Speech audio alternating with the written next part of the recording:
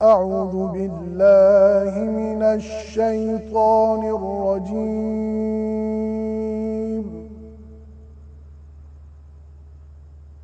بسم الله الرحمن الرحيم.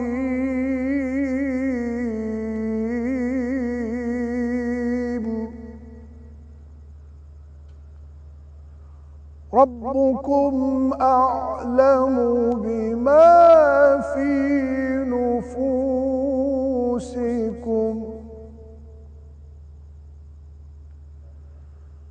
إن تكونوا صالحين فإنه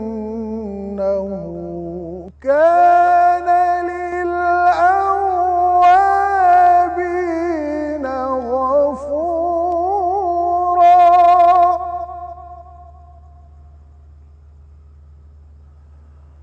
وآت ذا القربى حقه والمسكين وابن السبيل ولا تبذر تبذيرا.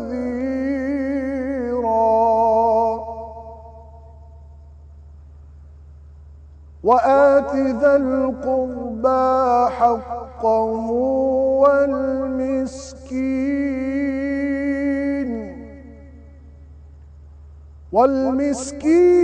وابن السبيل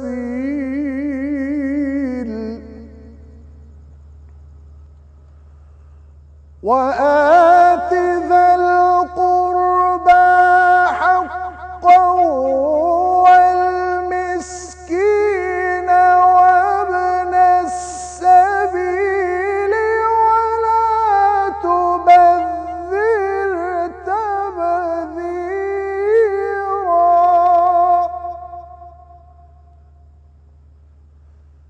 إن المبذرين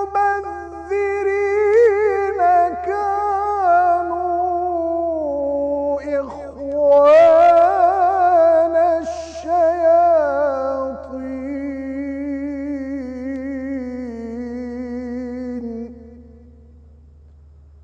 وكان الشيطان لربه كفورا.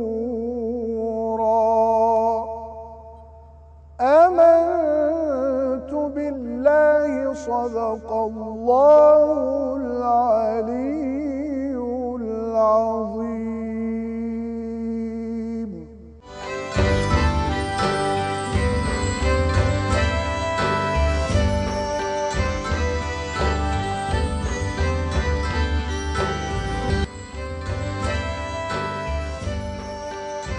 السلام علیکم خواتین و حضرات، آپ کو خوش آمدید کہتے ہیں دنیا نیوز کی اسپیشل ٹرانسمیشن جشن رمضان میں۔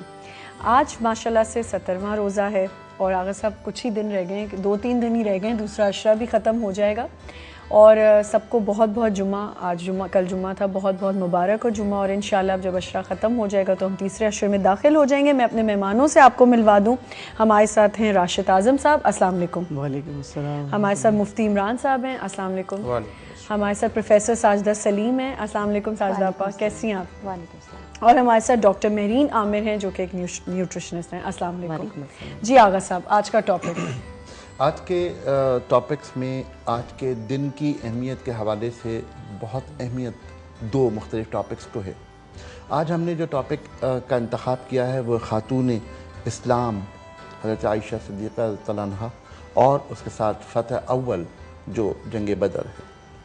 17 رمضان مبارک اس لیے اہم دن تاریخ کا کہ آج ہی کے دن حق و باطل کا پہلا معرکہ بدر کے میدان میں ہوا، اور آج ہی نبی کریم صلی اللہ علیہ وآلہ وسلم کی سب سے چہیتی زوجہ محترمہ ام المومنین حضرت عائشہ رضی اللہ تعالی عنہا کا یوم وصال بھی ہے۔ آج جو آیت ہم نے منتخب کی اس کا ترجمہ آپ کی خدمت میں پیش کرتا ہوں، سورہ روم کی آیت نمبر 21۔ بسم اللہ الرحمن الرحیم۔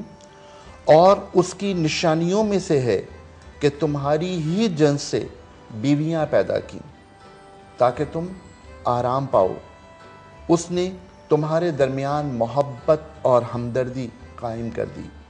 یقیناً غور و فکر کرنے والوں کے لیے اس میں بہت سی نشانیاں ہیں. وآخر دعوانا ان الحمدللہ رب العالمین. بنیادی طور پر حضرت عائشہ صدیقہ رضی اللہ تعالیٰ عنہ کا یوم وصال کیونکہ آج ہے، اور ان تمام چیزوں کے حوالے سے ہم یہ دیکھتے ہیں کہ ہم نے جو آیات کا انتخاب کیا یہ زوجین کے درمیان محبت کے حوالے سے قرآن کریم کے احکامات ہیں. ہماری یہ گفتگو اور بہت تاریخی بات چلتی رہے گی، لیکن ہم چاہیں گے کہ تھوڑی سی اس پر گفتگو ہو جائے. پہلی بات جو آج کے حوالے سے میں تصدیق چاہوں گا مفتی صاحب کی، کہ جنگ بدر اور حضرت عائشہ کا جو ایک تعلق ہے وہ اس حوالے سے بھی بہت زیادہ ہے کہ جنگ بدر میں جو ابتدا میں لشکر میں تھوڑی سی پرابلم آئی تھی، اس کے بعد نبی کریم صلی اللہ علیہ وسلم گھر تشریف لے گئے اور حضرت عائشہ کی اوڑھنی لے کر آ گئے، اور اس کے بعد پرچم اسلام جو تھا وہ حضرت عائشہ صدیقہ رضی اللہ تعالیٰ عنہ کی اوڑھنی کا وہ لشکر بنا تھا. اس کی تصدیق کے حوالے سے بالکل اسی طرح آغا صاحب تاریخ کے اندر ہمیں ملتا ہے کہ ابتداً جب نبی علیہ السلام غزوہ بدر کے لیے نکلے تھے تو اس وقت جو علم تھا وہ حضرت عائشہ رضی اللہ تعالیٰ عنہ کے دوپٹے یا اوڑھنی کا نہیں تھا، وہ ایک عام علم تھا جو نبی علیہ السلام نے مقرر فرمایا تھا، اور صحابی رسول صلی اللہ علیہ وسلم اس کو لے کر چل رہے تھے. لیکن جب جنگ شروع ہو گئی اور مارکہ شروع ہوا، مارکہ حق و باطل، تو اس کے اندر جو صحابی رسول صلی اللہ علیہ وسلم علم کو اٹھائے ہوئے تھے وہ زخمی ہو گئے اور علم آپ کے ہاتھوں سے چھوٹ گیا. تو نبی علیہ السلام تک جب یہ خبر پہنچی تو اس وقت جنگوں کا قانون یہ تھا کہ جب تک علم بلند رہتا تھا اس وقت تک اس قوم کے ڈٹے رہنے کی یہ علامت و نشانی ہوا کرتا تھا. تو نبی علیہ السلام نے اس وقت پوچھا کہ فوری طور پہ ہم کیا کر سکتے ہیں. صحابہ کرام نے جب مشورے دیے تو نبی علیہ السلام اپنے خیمے مبارک میں تشریف لے گئے اور وہاں حضرت عائشہ رضی اللہ تعالیٰ عنہ کی اوڑھنی مبارک آپ کو ملی، تو آپ اس کو لے کر باہر آئے اور فرمایا کہ اب اس کو علم کی طرح جگہ پہ لگا دو اور اس کو بلند کر دو. تو یہ خاص اعزاز حضرت عائشہ صدیقہ رضی اللہ تعالیٰ عنہ کا تھا کہ فتح اول یعنی جنگ بدر کے اندر جو علم بنا وہ آپ کی اوڑھنی مبارک بنی. ماشاءاللہ. اور جس طرح آپ نے فرمایا کہ تاریخ کا یہ حصہ ہے کہ علم کا بلند ہونا ڈٹے رہنے کی علامت ہے، اور وہ ڈٹے رہنے کی جو پہلی علامت اس تاریخ میں مارکہ حق و باطل میں پہلی علامت ہے وہ حضرت عائشہ کی اوڑھنی ہے. اور اس حوالے سے پروفیسر صاحبہ میں آپ سے درخواست کروں گا کہ خاص طور پر نبی کریم صلی اللہ علیہ وآلہ وسلم نے اس دن مخصوص ایک دعا فرمائی. آپ کو یاد ہے الفاظ؟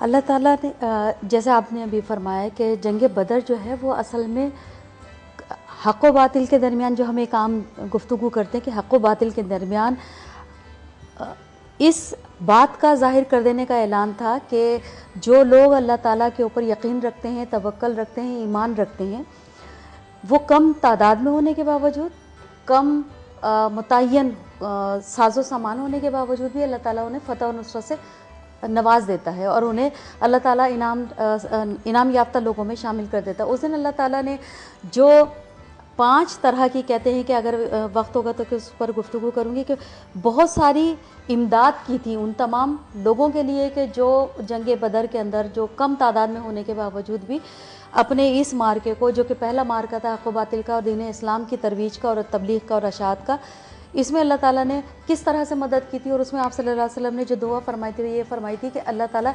یہ میرے صحابین ہیں، یعنی کہ جو میرے ہم رکاب ہیں یا جو میرے لوگ ہیں، ان کو فتح و نصرت عطا فرما. اس دعا کی اہمیت پر ہم ضرور بات کریں گے. آمنہ ایک چھوٹا سا بریک لینا ہے. اب ہمارے ساتھ رہیے جشن رمضان.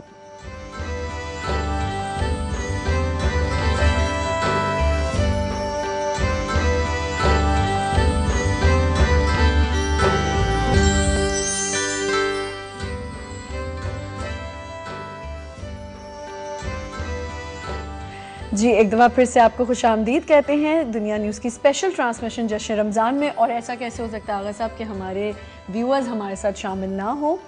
غزوہ بدر کے موقع پر کفار کے لشکر میں مسلح افراد کی تعداد کیا تھی؟ یہ آج کا سوال ہے. پہلا سوال ہے آپ لوگوں کے لیے. آپ ہمیں کال کر سکتے ہیں، آپ کی اسکرینز پہ ہمارا نمبر ہے اور انعامات حاصل کر سکتے ہیں. جی آغا صاحب. جی ہماری گفتگو ہو رہی تھی جنگ بدر کے موقع پر نبی کریم صلی اللہ علیہ وآلہ وسلم کی اس دعا کی جو بڑی تاریخی دعا ہے. جی آغا صاحب میں اس دعا کے اوپر آتا ہوں ذرا 1 منٹ کے بعد. ٹھیک. میں آپ کو پہلے ایک بڑی خوبصورت بات عرض کروں جو جنگ بدر کے حوالے سے ہے کہ سیدنا علی رضی اللہ تعالیٰ عنہ فرماتے ہیں کہ جب جنگ بدر شروع ہوئی، مارکا شروع ہوا، تو میں نے سوچا کہ پتہ نہیں زندگی وفا کرے گی نہیں کرے گی، واپسی کا موقع ملے گا نہیں ملے گا. تو میں نے کہا میں رسول اللہ صلی اللہ علیہ وسلم کی زیارت کر رہا ہوں. فرماتے جب میں اندر خیمے میں گیا تو کیا دیکھتا ہوں نبی علیہ السلام سجدے کے اندر تشریف فرمائے، سجدے کی حالت میں، اور آپ کی زبان سے الفاظ نکلنا یا حیو یا قیوم، یا حیو یا قیوم. فرماتے میں چلا گیا. کہتے جنگ شروع ہو گئی، ہم نے لڑنا شروع کیا. کہتے پھر آدھی جنگ جب ہو گئی تو میں نے کہا پتہ نہیں ابھی تک تو زندگی باقی آگے ملے گی نہیں ملے گی. فرماتے میں پھر لوٹ کر آیا.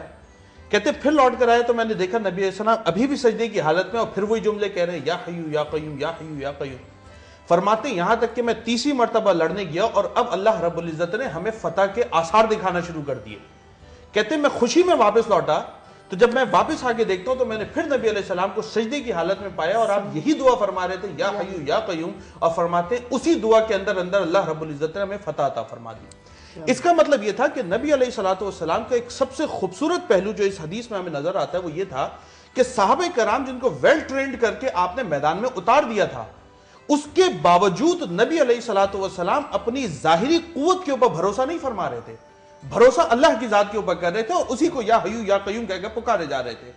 جہاں تک بات اس دعا کی ہے جو آپ نے پوچھی، تو یہ دعا ایک خاص جس کو ہم کہتے ہیں نا کہ عاشق اور محبوب کا ایک تعلق ہوتا ہے، ایک راز و نیاز کی بات ہوتی ہے، ایک محبت کا انداز ہوتا ہے. نبی علیہ السلام نے اس محبت کے انداز میں اللہ رب العزت سے یہ دعا فرمائی، اے میرے رب اگر آج کے دن تو نے مسلمانوں کو شکست دے دی تو پھر قیامت تک کوئی تیرا نام لینے والا نہیں ہوگا. مولا میں تجھ سے دعا کرتا ہوں آج ہمیں فتح و نصرت سے ہمکنار فرما دے. نبی علیہ السلام یہ دعائیں مانگتے رہتے اور سجدے کی حالت میں رہتے، اور پھر وہ وقت آیا کہ اللہ رب العزت نے مسلمانوں کو فتح کبریٰ سے ہمکنار فرما دیا. الحمدللہ الحمدللہ. ہماری گفتگو آپ سے کرنی ہے، ہمیں کو ملا گفتگو ہماری اسی طرح جاری رہے گی. آغا صاحب میں چاہ رہی ہوں کہ ایک راشد اعظم صاحب سے خوبصورت سی حمد سن لیں. یعنی اس گفتگو کے بعد تو حمد بنتی. جی اللہ اللہ اللہ لا الہ الا اللہ اللہ اللہ اللہ لا الہ الا اللہ حسبی ربی جل اللہ ما فی قلبی غیر اللہ حسبی ربی جل اللہ ما فی قلبی غیر اللہ لا الہ الا اللہ لا الہ الا اللہ اللہ اللہ اللہ لا الہ الا اللہ کھاتا ہے نا پیتا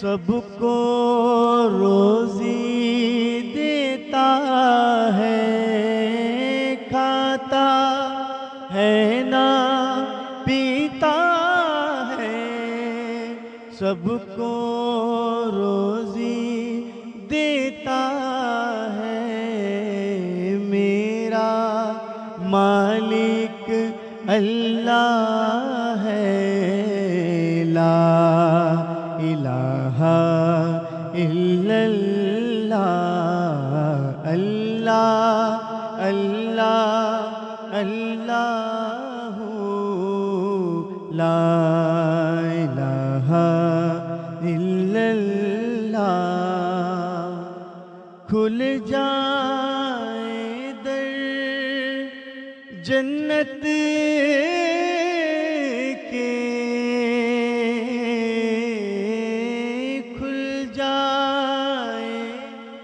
گر جنت کے دوزخ کی سب آگ بجھے، دل سے کوئی ایک بار کہے لا الہ الا اللہ، اللہ اللہ اللہ،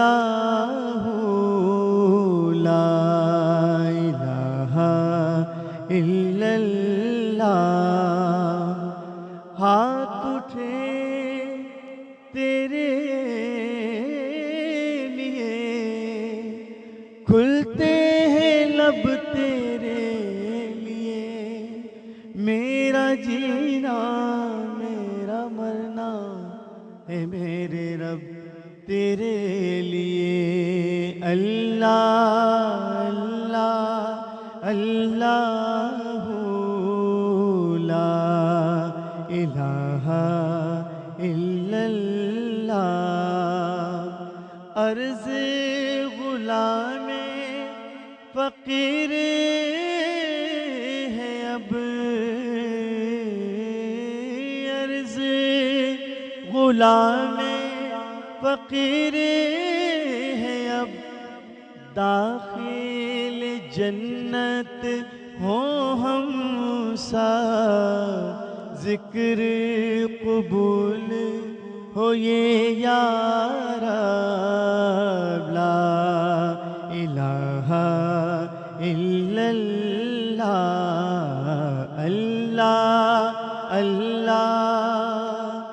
تن میں جتنی سانسیں ہیں اتنی تجھ سے آسیں ہیں، تن میں جتنی سانسیں ہیں اتنی تجھ سے آسیں ہیں، میرا مالک اللہ ہے، سب کا مالک اللہ ہے، اللہ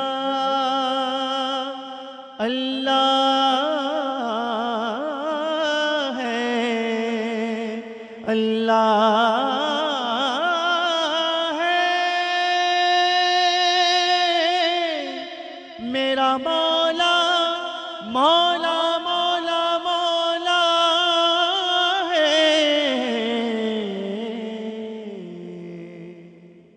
سبحان اللہ سبحان اللہ، بارک اللہ۔ بات ابھی جی جی پلیز۔ ابھی راشد بھائی جب یہ پڑھ رہے تھے تو اللہ کا لفظ جب آپ سنتے ہیں تو ایک لاجیکلی بات اگر آپ یہ دیکھیں، اللہ ایک وحدانیت کی یکتائی کی نشانی ہے، بے شک، ٹھیک ہے نا۔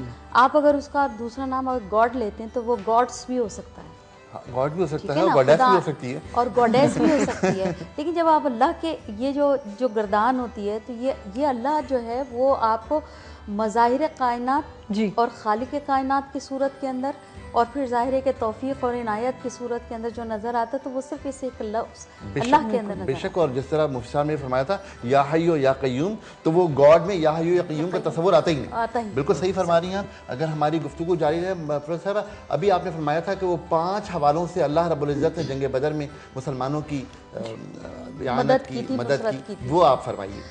سب سے پہلی بات تو یہ تھی کہ جو ویژولائزیشن ہوتی ہے نا، تو اس میں یہ بھی ایک تھی کہ کفار اور مسلمان ظاہر 313 تھے اور ادھر جو ہے وہ 1000 کی تعداد، اتنا بڑا گیپ ہے، ایک طرف اسلحہ ہے اور ایک طرف نہتے لوگ ہیں، لیکن جب اللہ تعالیٰ کا کرم اور فضل حال شامل ہوتا ہے تو کیا ہوتا ہے کہ ان کو ویژولائزیشن کیا ہوتی ہے کہ کفار کو جو ہے وہ مسلمان بہت زیادہ تعداد میں نظر آتے ہیں اور مسلمانوں کو کفار بہت کم تعداد میں نظر آتے ہیں۔ ایک تو یہ بات ہے، مطلب یہ اللہ کی مدد، یہ اللہ کی مدد تھی۔ دوسرے Visualization۔ فرشتوں کا نزول ہونا، مطلب ان کی نصرت کے لیے فرشتوں کا نزول ہونا، لڑائی میں ان کے ساتھ شریک ہونا، یہ بہت مختصر سی بات۔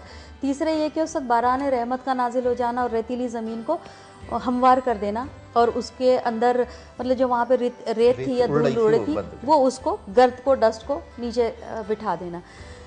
دوسری بات یہ تھی کہ یہ جب کہا گیا نا کہ آپ صلی اللہ علیہ وسلم کی جو دعا تھی وہ اسی وقت قبول ہو جانا اور سامنے نظر آ جانا، میں یہ سمجھتی ہوں کہ فتح نصرت کی بات جہاں تک کا بات آتی ہے، وہ پہلا وقت تھا مصائب کا، مشکلات کا، تکالیف کا، اور اس وقت ابھی دل پکے نہیں ہوئے تھے ان مسلمانوں کے، صرف جذبہ ایمانی تھا، حریت تھی، لیکن اس حریت کا اظہار نہیں ہوا تھا، اور اللہ تعالیٰ کی وہ فتح و نصرت کے نزول کا اظہار نہیں ہوا تھا. تو یہ پہلا وہ وقت تھا کہ جب اللہ تعالیٰ نے وہ کفار کو، وہ تمام مشرکین اور وہ تمام ایذا دینے والے لوگ یا وہ اذیت پہنچانے والے لوگ جو یہ سمجھتے تھے کہ کم آئے گی کے دوران میں، کہ جب ان کے پاس رہنے کو بھی جگہ نہیں ہے، ان کے آباء و اجداد کی زمین بھی چھوٹ گئی ہے، ان کے اندر ایک دہشت کی یا ایک جس کو کہتے ہیں نا کہ ہیجان انگیز کیفیت ہے کہ اگر کوئی چیز چھوٹی بھی ہوتی ہے تو اپنے آپ کو، اپنا کانفیڈنس لیول جو ہے شیٹر ہوا ہوتا ہے، وہاں پہ یہ چیز محسوس نہیں ہوتی تھی. ہر شخص یہ چاہتا تھا، یا مسلمان جو اس وقت تھے وہ یہ محسوس کرتے تھے کہ وہ اتنے مطلب غیور ہیں، اتنے طاقتور ہیں کہ وہ ان لوگوں کو کہ جو کل تک کفار، اس میں بڑے بڑے ایسے جو لوگ شامل تھے کہ جو بڑے شہ سوار تھے، بڑے نیزہ بازی کے ماہر تھے، لیکن ان کے اوپر ان کا غالب آ جانا اور ان کا مغلوب ہو جانا، تو یہ اللہ تعالیٰ کی طرف سے مدد اور نصرت کی حامل ہے. جبکہ مسلمانوں میں بہت سارے لوگ ایسے جن کے پاس کوئی ہتھیار نہیں تھا، صرف کوئی چھڑی تھی. ہتھیار نہ تھا، صرف بغیر چھڑی تھی. ہتھیار کے لڑتے. صرف چھڑی تھی. ہمارے پاس مفتی صاحب سے کچھ اس بارے میں؟ جی بالکل، میں چاہوں گی مفتی صاحب بھی ہمیں کچھ. میں اس بارے میں دو باتیں عرض کروں. جس طرح میری بہن نے فرمایا کہ فتح و نصرت کے لیے اللہ کی خاص مدد اس کے اندر آئی تھی، یہ سیکنڈ سٹیپ تھا. آقا صاحب اصل گراؤنڈ کو سمجھے. گراؤنڈ کیا تھا؟ کیفیت یہ تھی کہ جہاں 313 ہے وہاں 1000 کا لشکر جرار ہے. ابو جہل بندے بھیجتا ہے جاسوسوں کو کہ ذرا جاؤ ان کے ارد گرد دیکھو کہ کہیں کچھ لوگ چھپائے ہوئے تو نہیں ہیں، کہیں لوگ پیچھے تو نہیں ہے، بیک اپ پلان کے ساتھ کوئی آیا ہوا ہو وہ پیچھے سے آ کے اٹیک کر دے. لوگ جاتے ہیں، جاسوس جا کے گھومتے ہیں، واپس آتے ہیں. تو اب جواب سنیے کیا ہے. باقاعدہ مورخین نے جملے لکھے ہیں. آ کر وہ جواب دیتے ہیں کہ ابو جہل بندہ کوئی نہیں ہے پیچھے چھپا ہوا، لیکن خدا کی قسم ایسی قوم دیکھ کر آیا ہوں، یہ گھر جانے کے ارادے سے آئے نہیں ہیں. اللہ اکبر. یہ آئے ہی اس لیے ہیں کہ ہم یہاں آئیں گے، جانوں کے نذرانے پیش کر کے جائیں گے. اور حضرت عفرہ رضی اللہ تعالیٰ عنہ آپ کے بیٹے آپ کے پاس آئے اور نبی علیہ السلام سے آ کے پوچھا خدا کے محبوب اللہ کس بات سے راضی ہوتا ہے؟ خدا کے محبوب علیہ السلام نے فرمایا عفرہ تو برہنہ سر ہو، تیرا سر ننگا ہو اور تو دشمن کی بھیڑ میں گھس جائے، اللہ اس سے راضی ہو جائے گا. یہ الفاظ سننے تھے. اپنے سر کے اوپر جو چیز پہنی تھی اتار کر پھینکی، اپنے جسم کے اوپر جو لوہے کا لباس تھا اتار کر پھینکا اور جا کے بیچ میں گھس گیا اور جا کے جام شہادت کو نوش فرما لیا. کہا میں رب کو راضی کر کے لاؤں. سبحان اللہ، کیا بات ہے. یہی وہ تمام چیزیں ہیں جو جنگ بدر سے جڑی ہوئی ہیں، اور جنگ بدر جو فتح اور حق و باطل کی ایک فتح ہے، سب سے پہلی فتح. اس پر ہمارے جو گفتگو ہے وہ جاری رہے گی. جی بالکل. جی ہمیں ایک بریک پہ جانا ہے. بریک پہ جانے سے پہلے میں ایک دفعہ پھر سے سوال ریپیٹ کر دوں. غزوہ بدر کے موقع پر کفار کے لشکر میں مسلح افراد کی تعداد کیا تھی؟ اس کا آپ ہمیں جواب دے سکتے ہیں. ہمارے ساتھ ڈاکٹر میرین بھی یہاں موجود ہیں، نیوٹریشنسٹ ہیں. اگر آپ کچھ پوچھنا چاہتے ہیں تو کال کر کے ضرور پوچھ سکتے ہیں. ایک چھوٹا سا بریک لیں گے. We'll be right back.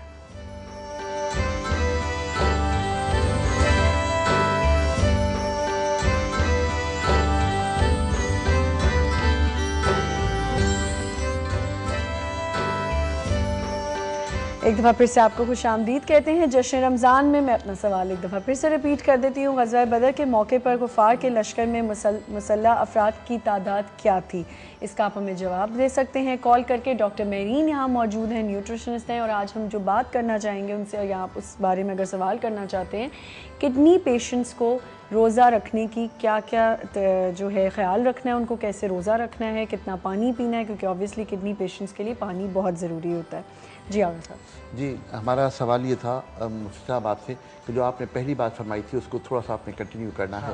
میں یہ عرض کر رہا تھا کہ دو پہلو تھے. ایک پہلو تو وہ تھا جو روحانی مدد و نصرت کا تھا اللہ کی طرف سے، اور ایک وہ تھا جو صحابہ کرام کا اصل جذبہ تھا. پہلے وہ جذبہ شو ہوا تھا، پہلے انہوں نے پرفارمنس دی تھی، پہلے انہوں نے کچھ کر کے دکھایا تھا، پھر ریٹرن میں اللہ رب العزت کی طرف سے ان کی مدد و نصرت آئی تھی. اب ایک طرف تو وہ واقعہ جو ابھی ہم نے آپ کی خدمت میں عرض کیا، دوسری طرف چلے جب جنگ شروع ہو جاتی ہے، جنگ شروع ہوتی ہے، کفار جھگڑا کرتے ہیں. حضرت معاذ رضی اللہ تعالیٰ عنہ آپ دیکھتے ہیں ابو جہل ہے، ابو جہل کے پاس جاتے ہیں. یہ 9 سال اور 11 سال کے دو بچے ہیں، معاذ اور معوذ، یہ دونوں جاتے ہیں. ابو جہل کے اوپر ایک حملہ کرتا ہے، اس کی ایڑی کو کاٹتا ہے، اس کی ٹانگ کٹتی ہے، وہ زمین پر گرتا ہے. دوسرا اس کو مار رہا ہوتا ہے کہ ابو جہل کا بیٹا حضرت اکرمہ جو بعد میں مسلمان ہو گئے تھے. آپ جب اپنے باپ کو مرتے ہوئے دیکھتے ہیں تو یکدم آگے بڑھتے ہیں اور آگے بڑھ کر حضرت معاذ کے کندھے کے اوپر تلوار کو مارتے ہیں۔ اب آپ حدیث شریف دیکھیے، فرماتے ہیں کہ تلوار کندھے پر پڑی، میرا بازو کٹتا ہے اور صرف اس جگہ پہ جو کھال ہے اس سے لٹکا رہ جاتا ہے، باقی پورا بازو کٹ گیا۔ اب فرماتے ہیں اللہ کی قسم میں پوری جنگ کے اندر اس کٹے ہوئے بازو کے ساتھ لڑتا رہا، یہاں تک کہ ایک وقت ایسا ہے کہ اس کی تکلیف کی شدت اتنی ہوئی کہ میں جب حملہ کرتا تھا اور گھومتا تھا تو بازو ساتھ لٹک کے گھومتا تھا۔ فرماتے ہیں اللہ کی قسم پتہ ہے میں نے کیا کیا؟ فرماتے میں نے اپنے ہاتھ کو اپنے پاؤں کے نیچے رکھا اور جھٹکا مار کر اس چمڑے کو بھی جدا کر دیا کہ اللہ کے دین کے اندر میرا کٹا ہوا ہاتھ رکاوٹ نہیں بن سکتا۔ جب یہ کیفیت ہوئی تو اس کے بعد پھر حال یہ ہوا کہ جس طرح میری بہن نے فرمایا کہ مسلمان مجاہد وہ ابھی اپنی تلوار کو بلند کرتے تھے، فرماتے تلوار بلند ہو کر واپس نہیں آتی تھی، کافر کی گردن کٹ کر پہلے زمین پر گر جایا کرتی تھی۔ یہ کیسے ہوتا تھا؟ ہوتا اس طرح تھا کہ تلوار مسلمان مجاہد اٹھاتا تھا، کافر کی گردن اللہ کا فرشتہ کاٹ کر پھینک دیا کرتا تھا۔ اور اقبال اسی بات کے اوپر چلا اٹھے تھے کہ فضائے بدر پیدا کر، فرشتے تیری نصرت کو اتر سکتے ہیں گردوں سے قطار اندر قطار اب بھی۔ فرماتے تم وہ جذبہ لے کر آ جاؤ، اللہ کی قسم آج بھی رب تمہاری اسی طرح مدد کر کے فرشتوں کا نازل کر دے گا، تمہیں ہر محاذ پہ کامیابی عطا فرمائے گا۔ کیا بات ہے، کیا کیا بات ہے۔ اور بات ہے۔ حقیقت یہ کہ آج کا جو ہم کہیں گے کہ موٹو ہے وہ یہی ہے کہ وہ جذبہ اور وہ یقین آج بھی پیدا کر لو، اللہ تمہاری نصرت کے لیے آج بھی ساجدہ تیار ہے۔ آپ سے ضرور بات کریں گے لیکن ایک چھوٹی سے ہمیں کال لیں گے۔ السلام علیکم۔ ہیلو ہیلو، جی السلام علیکم۔ وعلیکم السلام ورحمۃ اللہ وبرکاتہ۔ جی کون بات کر رہے ہیں؟ جی میں غفران احمد عثمانی بات کر رہا ہوں کراچی سے۔ جی کیا کہیں گے بھائی؟ بس آج ماشاءاللہ آپ کا بہت اچھا ٹاپک ہے، اور مجھے اس ٹاپک کے حوالے سے جتنے بھی یہاں پر معززین بیٹھے ہیں، بس ان سے ایک ہی چیز پوچھنی تھی کہ آج وہ حضرت بی بی عائشہ کا جو دن آپ منا رہے ہیں ماشاءاللہ بہت بڑا ہے، جی، اور ہمیں جلد از جلد آپ سے یہی بس کرنا ہے کہ حضرت بی بی عائشہ رضی اللہ تعالی عنہ نے کے حوالے سے ماشاءاللہ وہ بہت بڑی راوی تھیں بالکل جناب حدیث کی، جناب رسول پاک صلی اللہ علیہ وآلہ وسلم کے حوالے سے۔ تو آپ لوگ اگر کچھ ماں والدین اور خاص خصوصاً ماں کے بارے میں اگر کچھ ہمیں بتا سکیں ان کی حدیث کے حوالے سے تو ہم بڑے مشکور رہیں گے، اور آپ لوگ جتنے بھی ماشاءاللہ اس لوگ کام کر رہے ہیں بڑے قابل تحسین ہیں کہ وہ اتنا خوبصورت پروگرام ہم تک پہنچا رہے ہیں۔ جی بہت شکریہ۔ یقیناً ہم اس ٹاپک پہ بات کریں گے جب ہم حضرت عائشہ رضی اللہ عنہا کے بارے میں بات کرتے ہیں اور وہ ام المومنین ہیں تو پھر ماں کی بات تو ضرور ہوگی انشاءاللہ۔ بالکل ہم ضرور بات کریں میں یہ کہہ رہی تھی کہ یہ جنگ بدری تھی، غزوہ بدری تھی کہ جس میں آپ صلی اللہ علیہ وآلہ وسلم نے تمام کفار جتنے بھی وہ دشمنان اسلام تھے ان کی جو جگہ موت تھی وہ پہلے سے بتا دی، متعین کر دی تھی کہ یہ شخص یہاں جائے گا، یہ شخص یہاں مرے گا، یہ شخص یہاں مرے گا۔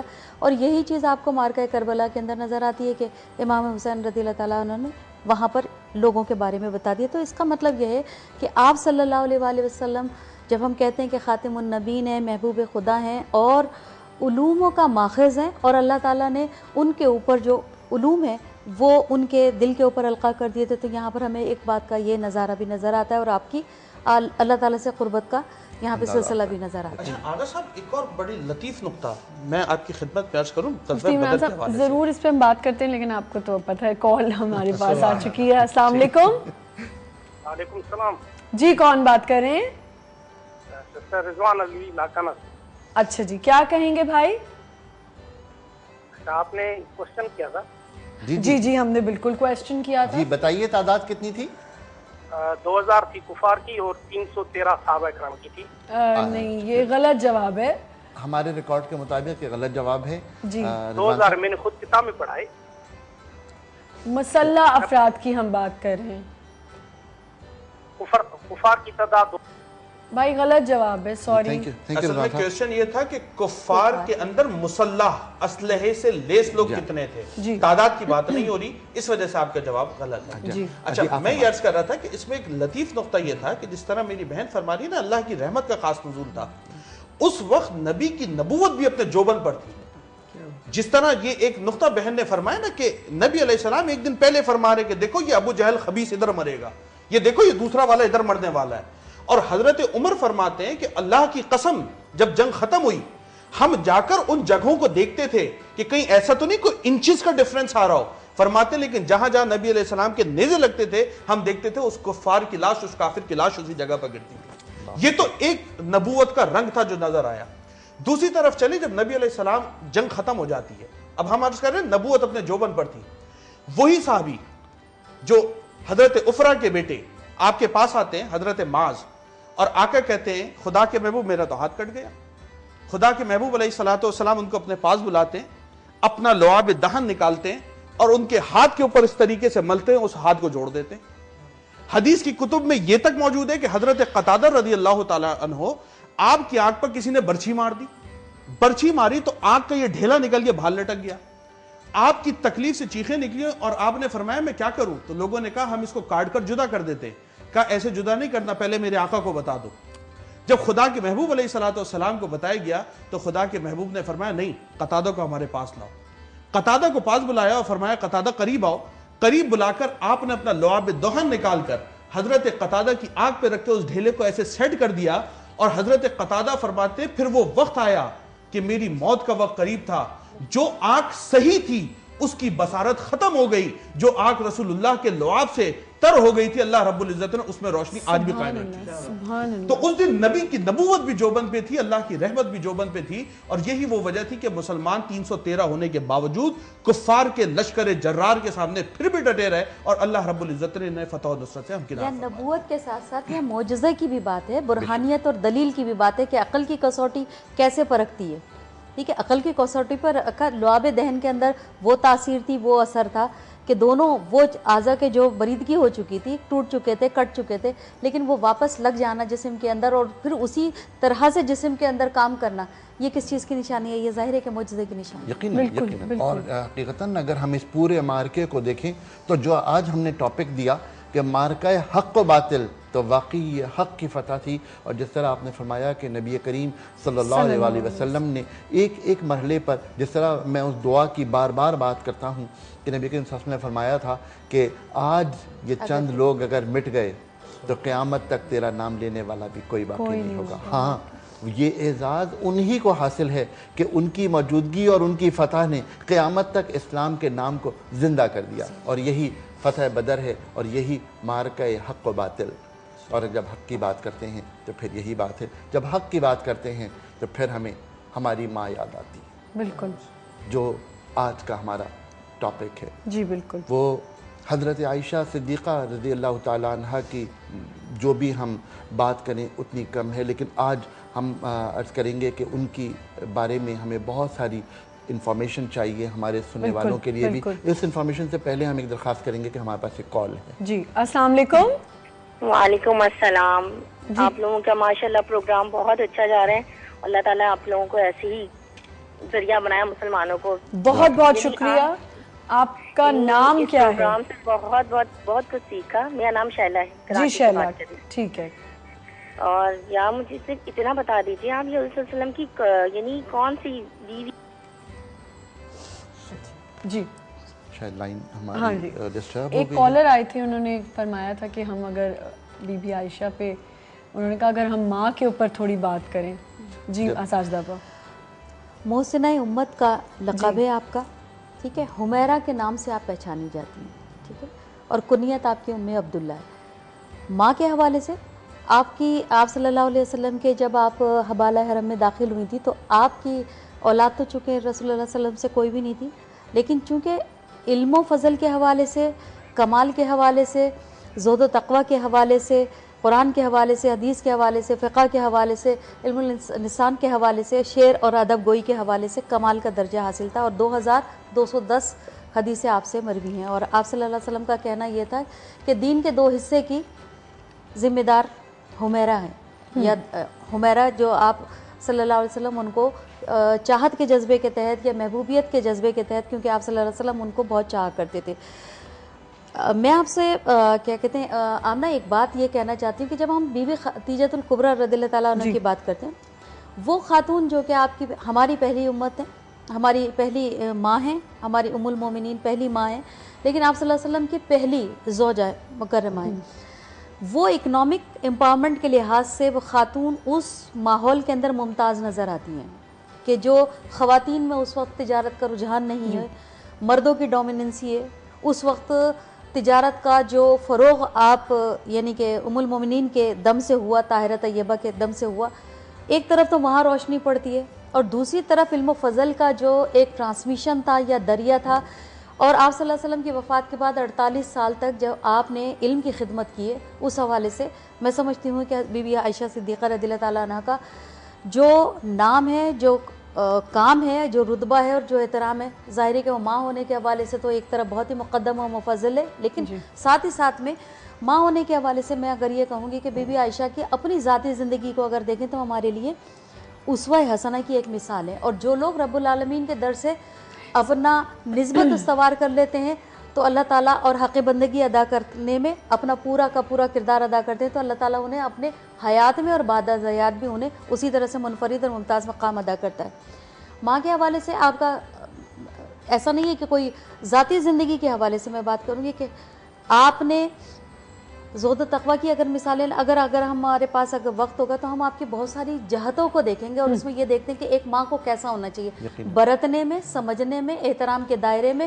رسول اللہ کی جب زوجہ ہیں تو اس حوالے سے تو پھر یہی چیزیں بڑھ کے آگے جاتی ہیں اور یہ اسوہ حسنہ کی مثال بنتی ہے. مفتی صاحب ایک چھوٹی سی بات میں آپ سے سوال کروں، جب ہم ام المومنین رضی اللہ تعالیٰ عنہا کی بات کر رہے ہیں کہ حضرت عائشہ صدیقہ کی مختلف علوم کی مہارت اور اس کے بعد اسلام کی ترویج و ترقی یا کسی بھی قسم کی تحقیق کے حوالے سے ایک حدیث ہے، ایک صحابی کا قول ہے کہ ہم نے حضرت عائشہ کو اس طرح پایا کہ نبی کریم صلی اللہ علیہ وسلم کی اسوے کی تصویر انہوں نے جس طرح امت کے سامنے پیش کی، اس حوالے سے ہم سمجھتے ہیں کہ اسلام پر حضرت عائشہ عنہا کا بہت بڑا احسان.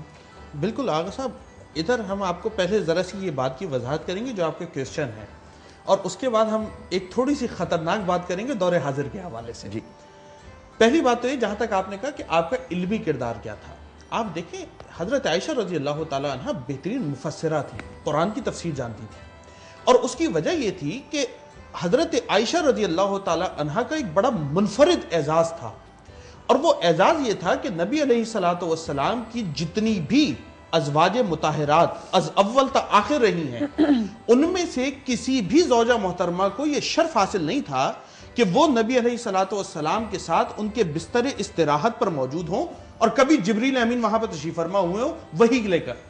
حضرت عائشہ رضی اللہ تعالیٰ عنہ بخاری کی حدیث کے مطابق آپ کو یہ اعزاز حاصل تھا کہ نبی علیہ السلام جب آپ کے ساتھ خلوت نشینی میں استراحت فرماتے تھے اس وقت بھی جبریل امین آپ کے سامنے تشریف فرما ہو جایا کرتے تھے اور آپ کے اوپر وحی کا نزول ہوتا تھا.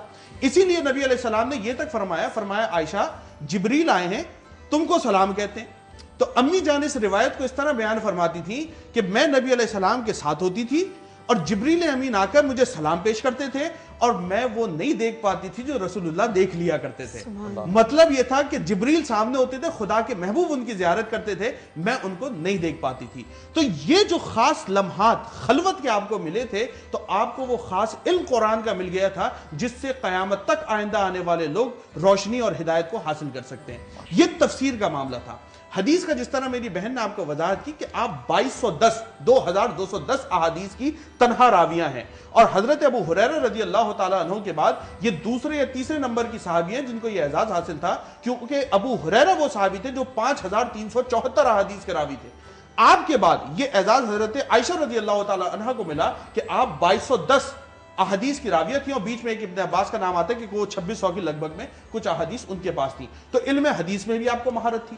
پھر حضرت ابو موسیٰ بن طلحہ رضی اللہ تعالیٰ عنہ آپ فرماتے ہیں خدا کی قسم ہم جب کسی مسئلے میں پھنس جاتے امی جان عائشہ کے پاس چلے جاتے اور آپ اس مسئلے کی بہترین وضاحت فرما دیا کرتے. کیا بات. تو تمام علوم کی آپ جامع تھیں اور آپ سے لوگ اس وقت مکمل طور پر استفادہ کرتے تھے، اور آج تک آپ کے تفسیری نکات اور احادیث کے نکات وہ لوگوں کے اندر عام ہیں اور لوگ اس سے اکتساب فیض کرتے رہتے ہیں.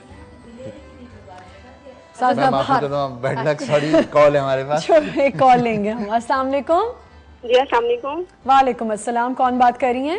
جی میں اسما بات کر رہی ہوں لاہور سے. جی اسما کیا کہیں گی؟ جی میں سوال کا جواب دینا چاہوں گی. جی ضرور بتائیے. جی 1000 تعداد تھی مسلح. بالکل صحیح جواب ہے آپ کا، اور آپ کو میں رفان کی طرف سے ایک گفٹ ہیمپر بھجواؤں گی. جی شکریہ بہت بہت. آپ کا پروگرام بہت اچھا جا رہا ہے. اللہ میاں آپ کو اس کی جزا دے سب کو. جی بہت بہت شکریہ, بہت بہت شکریہ. آغا صاحب دوسرا سوال. جی دوسرا سوال جو ہے ہم تھوڑا سا گیپ کے ساتھ دے رہے ہیں. حضرت نبی کریم صلی اللہ علیہ وآلہ وسلم نے بیماری کے آخری ایام میں رہائش کے لیے ازواج مطہرات میں سے کس کا گھر منتخب کیا تھا؟ یہ ہمارا سوال ہے کہ نبی کریم صلی اللہ علیہ وآلہ وسلم نے بیماری کے آخری ایام میں رہائش کے لیے ازواج مطہرات میں سے کس کا گھر منتخب کیا تھا؟ یہ ہمارا اگلا سوال ہے. میں بات کر رہی تھی ان کی اس دلیری کے بارے میں, اور جیسے مفتی صاحب نے بھی یہ فرمایا کہ دیکھیں جب تک کسی بھی علم کے اوپر دسترس نہیں ہوتی یا کانفیڈنس نہیں ہوتا, اعتقاد اور عقیدت دونوں چیزیں ساتھ نہیں ہوتی, اس وقت تک آپ کسی کی کریکشن یا ریکٹیفائی اس کو نہیں کر سکتے. ایک مرتبہ حضرت عمر فاروق رضی اللہ تعالیٰ عنہ نے یہ فرمایا کہ آپ صلی اللہ علیہ وسلم نے فرمایا کہ عورت, گھوڑا اور زر یہ تینوں چیزیں نحس ہیں. تو اسی وقت یہاں پر حضرت عائشہ صدیقہ رضی اللہ تعالیٰ عنہ نے فرمایا کہ عمر کو شاید وہم ہوا, انہوں نے پہلا جملہ چھوڑ دیا, انہوں نے کہا کہ یہودی کہتے ہیں کہ عورت, گھوڑا اور زر یہ نحس چیزیں. تو اس کا مطلب یہ ہوا کہ آپ صلی اللہ علیہ وسلم کی ذات عظمیٰ سے اتنا انسلاک تھا ان کو کہ وہ تمام لفظوں کی اس پیرامیٹر کو یا اس حیت کو جانتی تھی. ایک دفعہ اسی طریقے سے اور کسی نے یہ کہا کہ نماز فجر اور نماز عصر پر کوئی نفل نماز اور سنت ادا نہیں کرنی چاہیے, تو اس وقت آپ نے کہا طلوع آفتاب سے لے کر طلوع آفتاب میں اور غروب آفتاب کے اندر کوئی نماز یعنی کوئی نفل ادا نہیں کرنی چاہیے. اسی طرح سے اور بھی ایک آدھ جگہ پر کہیں روایتوں میں بھی ملتا ہے کہ کسی نے کہا کہ مردوں کے بارے میں, فوت شدگان کے بارے میں تھا کہ یہ روتے ہیں اور آپ کی بات سنتے ہیں, تو آپ نے وہاں پہ بھی کریکشن کی تھی اور کہا تھا کہ آپ صلی اللہ علیہ وسلم ایک یہودیہ کے جنازے کے پاس سے گزرتے ہیں تو دیکھا کہ لوگ رو رہے ہیں, تو آپ نے اس وقت یہ فرمایا تھا کہ اس کو تو عذاب ہو رہا ہے اور یہاں یہ لوگ رو رہے ہیں. تو یہ کہا کہ اس کو عذاب نہیں ہو رہا ہے بلکہ اس کے اعمال کا حساب ہو رہا ہے تو عذاب ہو رہا ہے. تو اس کا مطلب یہ ہے کہ آپ صلی اللہ علیہ وآلہ وسلم سے لمحوں کا فیض پایا اور مستفید ہوئی اور اس کے بعد وہ علم کو ٹرانسمٹ کیا. اصل بات یہ ہے کہ ٹرانسمٹ کیا. ہمارے پاس ایک کال ہے. السلام علیکم. وعلیکم السلام. جی کون بات کر رہے ہیں؟ جی میں شکیل جیلانی بول رہا ہوں فن لینڈ سے. جی کوشچن ہے عالم صاحب سے. پہلے تو آپ کا پروگرام بہت اچھا ہے, بہت اچھی کاوش ہے دنیا نیوز کی. جی جی اور مجھے بہت پسند ہے. فن لینڈ سے بول رہے ہیں. میں یہ کرنا چاہتا ہوں کہ میں یہ کرنا چاہتا ہوں کہ فن لینڈ اسکینڈینیوین کنٹری ہے, اس میں دن اور رات کا نا پراپر نہیں ہے. ٹھیک ہے. تو یہاں پہ بعض اوقات دن ہوتا ہے 22 سے 23 گھنٹے کا.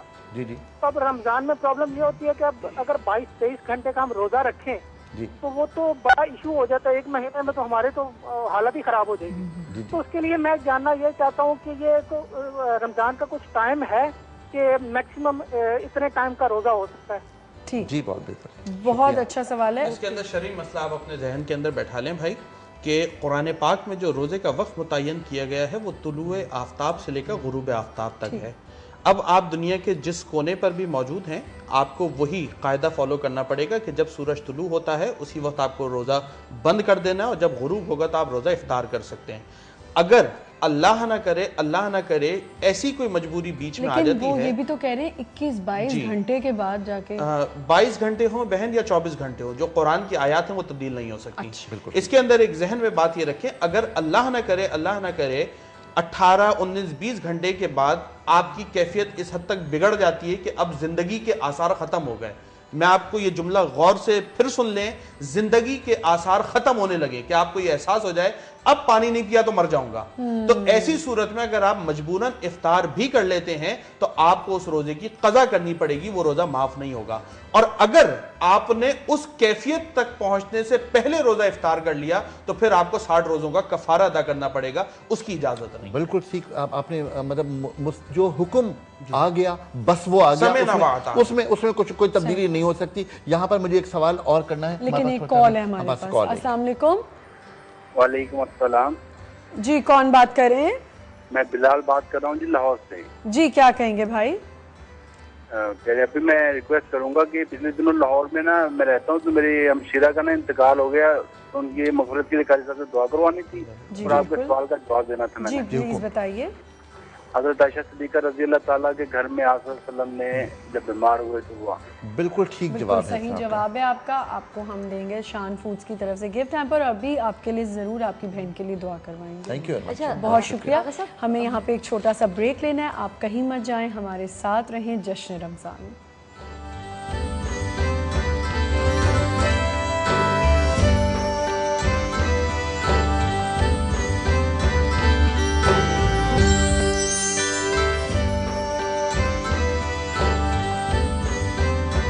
दफ़ा फिर से आपको खुश आमदीद कहते हैं दुनिया न्यूज़ पर खुसूसी ट्रांसमिशन जश्न रमज़ान में। और मैं अपना सवाल एक और फ्लोट कर देती हूँ व्यूअर्स के लिए। सबसे पहले नबी करीम सल्लल्लाहु अलैहि वसल्लम ने इस्लाम की दावत आम किस पहाड़ पर चढ़कर दी? इसका आप हमें जवाब दे सकते हैं कॉल करके। आपकी स्क्रीन पे हमारा नंबर है। और अब हम जाएंगे जो हमारा सबसे फेवरेट, सारे व्यूअर्स का फेवरेट सेगमेंट और हमारे गेस्ट का भी, मशरूब बनाएंगे हम। जी आगा साहब चलिए। अच्छा आज आगा साहब हम क्या बना रहे हैं? आज हम बना रहे हैं जनाब मैंगो ठंडाई। जी साजदा आपा, आजम साहब तो यहीं होते हैं, मुफ्ती साहब भी होते हैं, साजदा आपा और मेरीन आ जाएंगे। तो हम रोज़ाना बड़ी मज़े मज़े की मशरूब बनाते हैं। और आगा साहब की मशरूब जो इंग्रेडिएंट्स है ना, वो जब आप पियेंगे तब आपको पता चलेगा। अब आप दोनों भी प्लीज़ जल्दी से बता दें, कोई कैलोरीज की टेंशन तो नहीं? कैलोरीज की तो कोई टेंशन नहीं है, बट ये कि मैं प्रेफर वैसे ये करती हूँ कि मैं फ्रेश फ्रूट्स लूँ। बिल्कुल। और आप तो वैसे भी न्यूट्रिशनिस्ट हैं, तो इस हवाले से भी हमें बताएं कि कितना अच्छा होता है डॉक्टर साहब कि आप फ्रेश फ्रूट ज़्यादा लें। देखिए फ्रेश फ्रूट्स, जब हम फ्रेश फ्रूट्स और अगर हम ड्रिंक्स की बात करें, जूसेस की बात करें, अगर दोनों को कंपेयर किया जाए तो डेफिनेटली फ्रूट्स बहुत अच्छी सोर्स है विटामिन्स की, मिनरल्स की। बहुत से ऐसे न्यूट्रिएंट्स हैं कि जो हम मल्टी विटामिन से ले रहे होते हैं। तो आई थिंक कि रमज़ान इस मौसम में है कि माशाल्लाह से तमाम फल हमारे यहाँ मौजूद हैं, तो बेहतर ये है कि उनसे भरपूर फ़ायदा उठाया जाए। सही। अच्छा आगा साहब, इसमें आपने आम डाला? आम मैंने आधा किलो डालने थे। मैं डबल डोज बना रहा हूँ आज, ताकि हमारे मेहमान जो हैं वो इसको एंजॉय कर सकें। डबल डोज को मेहमान ज़्यादा। अच्छा आपकी स्क्रीन्स पे इंग्रेडिएंट्स आ रही हैं, आप इसे नोट डाउन कर सकते हैं। कोई स्ट्रेस लेने की ज़रूरत नहीं कि हमने मिस कर दी, आगा साहब ने बोला और हमने मिस कर दी। अब इसमें दही डाला जी, मैंगो हमने डाला, दही डाला और इसका हमें केक क्रस्ट डाल रहे हैं। अब देखिए केक क्रस्ट की कॉम्बिनेशन यहाँ रख दीजिएगा जी। मैं इसमें 2 केक रस्क डाल रहा हूँ, इसलिए कि मेरी जो रेसिपी है उसमें 1 केक रस्क है, मैं इसमें 2 डाल रहा हूँ। सोचो ये कितनी मज़े की मशरूब होगी जिसमें दही, केक रस और आम। अब लोग जो वैसे सुने आगा साहब वो परेशान हो जाएं कि ये बनेगा क्या, बन के क्या निकलेगा, लेकिन ये बहुत मज़े की चीज़ लग रही है। यकीनन बहुत अच्छी होगी। और आगा साहब आपने क्रीम नहीं यूज़ की आज? इसमें इसलिए कि दही यूज़ की है ना, तो दही के साथ मैंने क्रीम जानबूझ के नहीं यूज़ की। उसके साथ साथ मैं थोड़ी सी बर्फ़ डाल दूँ, इसलिए कि जब ठंडाई का लफ्ज़ आया और ठंडा ना हो तो क्या फ़ायदा। अच्छा आगा साहब ये भी बताइएगा कि इसके फ़ायदे क्या हैं, ये जो आपने केक रस, ये जो इंग्रेडिएंट्स आपने चूज़ किए हैं? देखिए केक रस बुनियादी तौर पर बहुत हाई कैलोरी डाइट है। एक केक रस में तकरीबन 31 कैलोरीज होती हैं। तो मैं आपसे करूँ कि ये तमाम चीज़ों को बताने का मकसद लोगों को सिर्फ ये अवेयरनेस देना है कि हम जिन चीज़ों को बस ऐसे ही लेकर खा लेते हैं, मसलन बिस्किट्स हैं, छोटा हल्का सा बिस्किट का एक छोटा सा पैकेट लिया और खा लिया, आपको अंदाजा उसमें कितने कैलोरीज होती हैं? ना डराएं, मैं तो वैसे ही खाना नहीं खाती। Not less than 300। नहीं मुझे बिल्कुल नहीं, हम लोग आप एक मील ले लें अपना। हाँ, वो ज़्यादा नहीं आगा साहब ये बिल्कुल आगा साहब की आपके ये बिस्किट भी लड़कियां नहीं खाएंगी। आगा साहब आप क्यों टेंशनें दे रहे हैं? देखिए टेंशन नहीं, बात ये है कि जो बात सच है वो बोलनी है। भाई आपको पता है सबसे फेवरेट लड़कियां क्या शौक से खाना पसंद करती हैं, उनकी फेवरेट क्या मील होती है? कुकीज़। अब अगर आप कहेंगे कि बिस्किट में भी इतनी कैलोरी है तो लड़कियां तो कहेंगी। तो थोड़े दिनों बाद मैं ये बताना शुरू करूं कि एक प्लेट हलीम में 700 कैलोरीज होती हैं, और उसके साथ मैं ये बताऊं कि एक जो बर्गर होता है उसके अंदर 1246 कैलोरीज होती हैं। और अगर उसके साथ अगर मैंगो की आप वो छोटे छोटे स्लाइस लेकर के खा लें तो फिर कैलोरीज का क्या हाल होता है। अगर मैं ये सारी बातें करूं तो आप ज़्यादा परेशान बड़ी मज़े की बात है ये, हम खवातीन में या बहुत से लोगों में ये एक वहम होता है, या वो कहते हैं कि जी इतना बड़ा चीज़ बर्गर खाएंगे, सब कुछ खाएंगे और उसके साथ कहेंगे कि हमें डाइट, हमारी वो जो सॉफ्ट ड्रिंक्स होती हैं वो डाइट होनी चाहिए।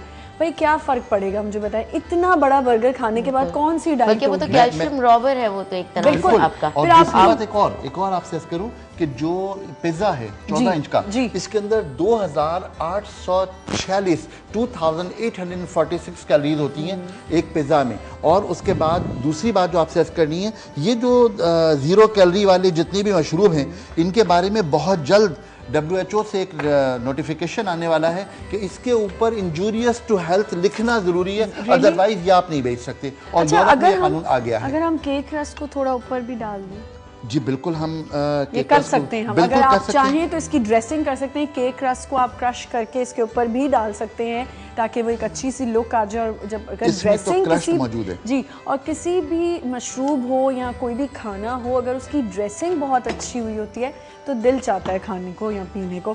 تو ہم یہ میں سب کو دیتی ہوں, جیسے آپ کو پتہ ہے کہ میں دیتی ہوں سب کو. اور یہ دیکھیں آغا صاحب نے کتنی زبردست طریقے سے کیک رس رکھا ہے. کیک رس رکھ دیا ہے تاکہ لوگوں کا اندازہ تھوڑا سا خوبصورت ہو سکتا ہے. میں آئیڈیا آپ کو اچھے دیتی ہوں. جی بالکل ٹھیک ہے, کتنے اچھے آئیڈیا دیتی ہوں. آپ یہ مشروب ابھی ابھی بنا سکتے ہیں, عام سب کے گھر میں ہوتا ہے. اگر نہیں ہے تو کوئی بات نہیں, کل بنا لیجیے گا. ہمیں ایک چھوٹا سا بریک لینا ہے, ہم اپنی مشروب انجوائے کریں گے اور ملتے ہیں آپ سے چھوٹی سی بریک کے بعد.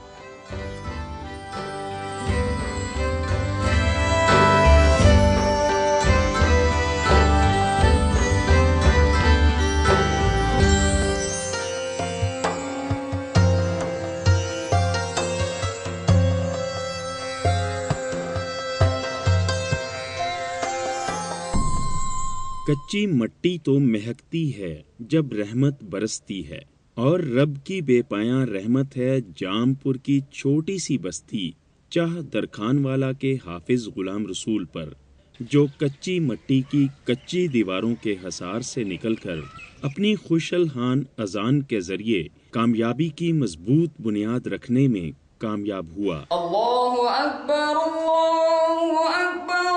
حافظ غلام رسول کا خمیدہ کمر باپ امام بخش اور عمر رسیدہ ماں انتہائی غربت کی چکی میں پس رہے ہیں اور محنت مزدوری کر کے اپنے 10 بچوں کی کفالت کر رہے ہیں. ان کا پیشہ کھیتی باڑی ہے. دن کھجور کے درخت کی چھاؤں میں اور رات کھلے آسمان تلے گھر کے کھلے صحن میں خوب بسر ہوتی ہے. حافظ غلام رسول ایک کمرے کی اس چھوٹی سی مسجد میں صدائے حی علی الصلاۃ بلند کرتا ہے تو اس کے دل کی کیفیت ایسی ہی ہوتی ہے جیسے وہ حرم پاک میں اذان دے رہا ہو. اس کے بوڑھے باپ کی خوشی کا کوئی ٹھکانہ نہیں. اذان مقابلے تھے, اذان قابل تھے. اللہ ان کی حیات براد کرے, اللہ ان کو کامیابی نصیب کرے.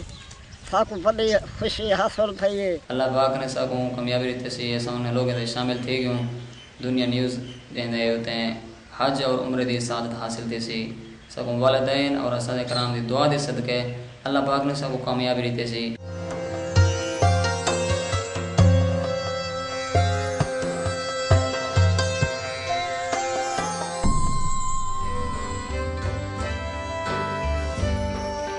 پھر سے آپ کو خوش آمدید کہتے ہیں جشن رمضان میں. جیسے کہ آپ جانتے ہیں دنیا نیوز کے زیر اہتمام اذان کمپٹیشن حی علی الصلاۃ کا انعقاد کیا گیا ہے, اور آج کے ہمارے جو پارٹیسپینٹ ہیں ان کا نام ہے حافظ غلام رسول, جن کا تعلق جام پور ملتان سے ہے. انشاءاللہ ان کی آواز پہ یہ جب اذان دیں گے تو لاہور کے شہری روزہ افطار کریں گے.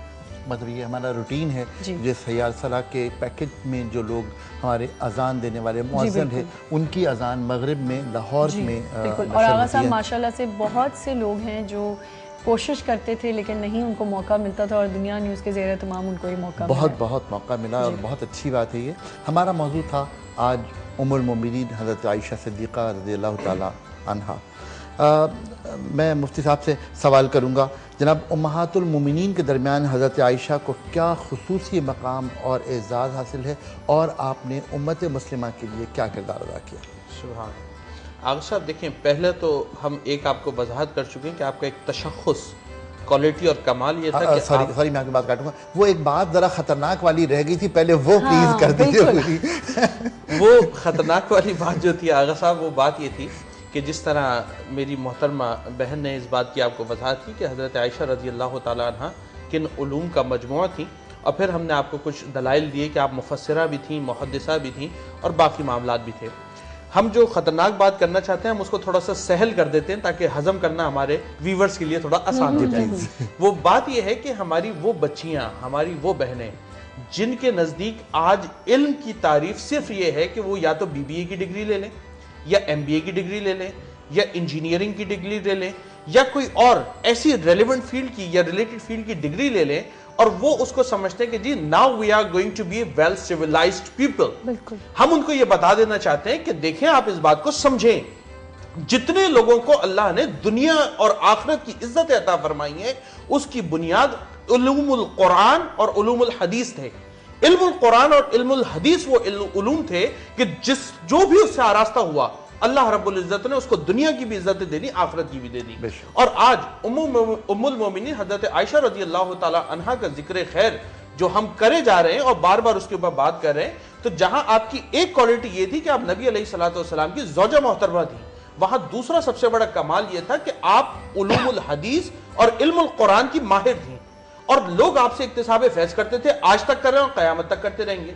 تو ہم یہ بات کرنا چاہتے تھے کہ ہماری وہ بہنیں جو صرف اس کریز کے اندر مبتلا ہو گئی ہیں کہ اگر دنیا میں عزت چاہیے تو ہمیں یہ ڈگریز حاصل کرنی پڑے گی. آپ سے ہم مؤدبانہ عرض کریں گے، پلیز آپ تھوڑی سی توجہ قرآن کی طرف کیجئے، تھوڑی سی توجہ حدیث کی طرف کیجئے.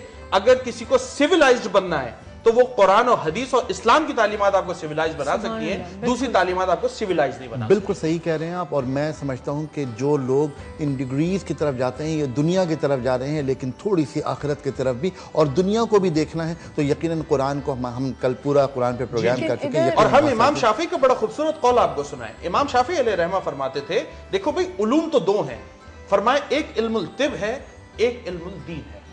ایک علم الطب ہے، دوسرا علم الدین ہے. فرمایا اس کے علاوہ جو علوم ہے وہ علوم نہیں ہے، وہ ہنر ہے. تو یہ جتنی ساری چیزیں ہیں یہ ہنر ہیں، چاہے وہ آپ کے پاس اکاؤنٹنسی کی ڈگری ہو، انجینئرنگ کی ڈگری ہو یا کوئی اور ڈگری ہو. علم جو ہے وہ علم طب ہے اور علم دین ہے، اور یقیناً علم دین جو ہے وہ علم طب کے اوپر بھی غلبہ رکھتا ہے. بالکل. لیکن یہاں ایک چیز میں ضرور کہنا چاہوں گی کہ بالکل ہمارا یہ کہنے کا مطلب نہیں ہے کہ لوگ یہ ڈگریز بھی نہ حاصل کریں، ضرور کریں، لیکن وہی بات کہ دین کی ایجوکیشن بھی آپ میں ہونی. بالکل. اور اس کے لیے ایک بڑا خوبصورت شعر ہے کہ بھئی تم شوق سے کالج میں پڑھو، باغ میں کھیلو، جائز ہے غباروں میں اڑو، چرخ پہ جھولو، پر ایک سخن بندہ عاجز کو رہے یاد، اللہ کو اور اپنی حقیقت کو نہ. بس یہ بات سمجھ رہے ہیں. بہت بنیادی بات آپ نے فرما دی.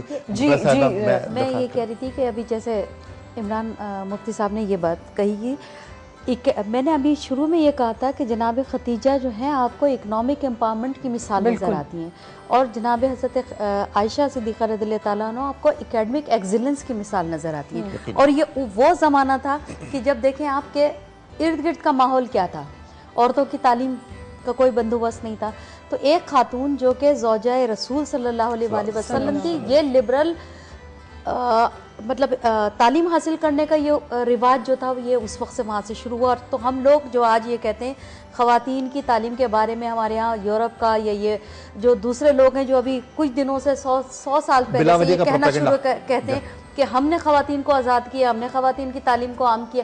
ارے آپ پیچھے جا کر دیکھیں تو جناب حضرت عائشہ صدیقہ رضی اللہ تعالیٰ عنہ تو دونوں طرح کی تعلیم دیتی نظر آتی ہیں.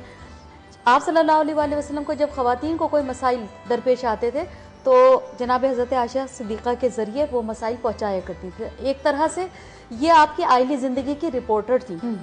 زندگی کیسے گزارنی ہے، آئلی زندگی کا کیسے اہتمام کرنا ہے، جو کچھ برتا جاتا تھا وہ تمام عورتوں کو ٹرانسمٹ. میں نے ٹرانسمٹ کا لفظ اسی لیے کیا تھا کہ اندر سے جو چیز باہر جا رہی ہے وہ ٹرانسمٹ ہو رہی ہے، لوگوں کو پتہ چل رہا ہے کہ کس طرح کا علم کس طرح سے دیا جاتا ہے. دوسری بات یہ جناب حضرت عائشہ صدیقہ رضی اللہ تعالیٰ عنہ کے لیے کہا جاتا ہے کہ ان کی یادداشت بہت تیز تھی، مطلب بہت تیز فہم تھی اور بہت باشعور تھی یادداشت کے حوالے سے.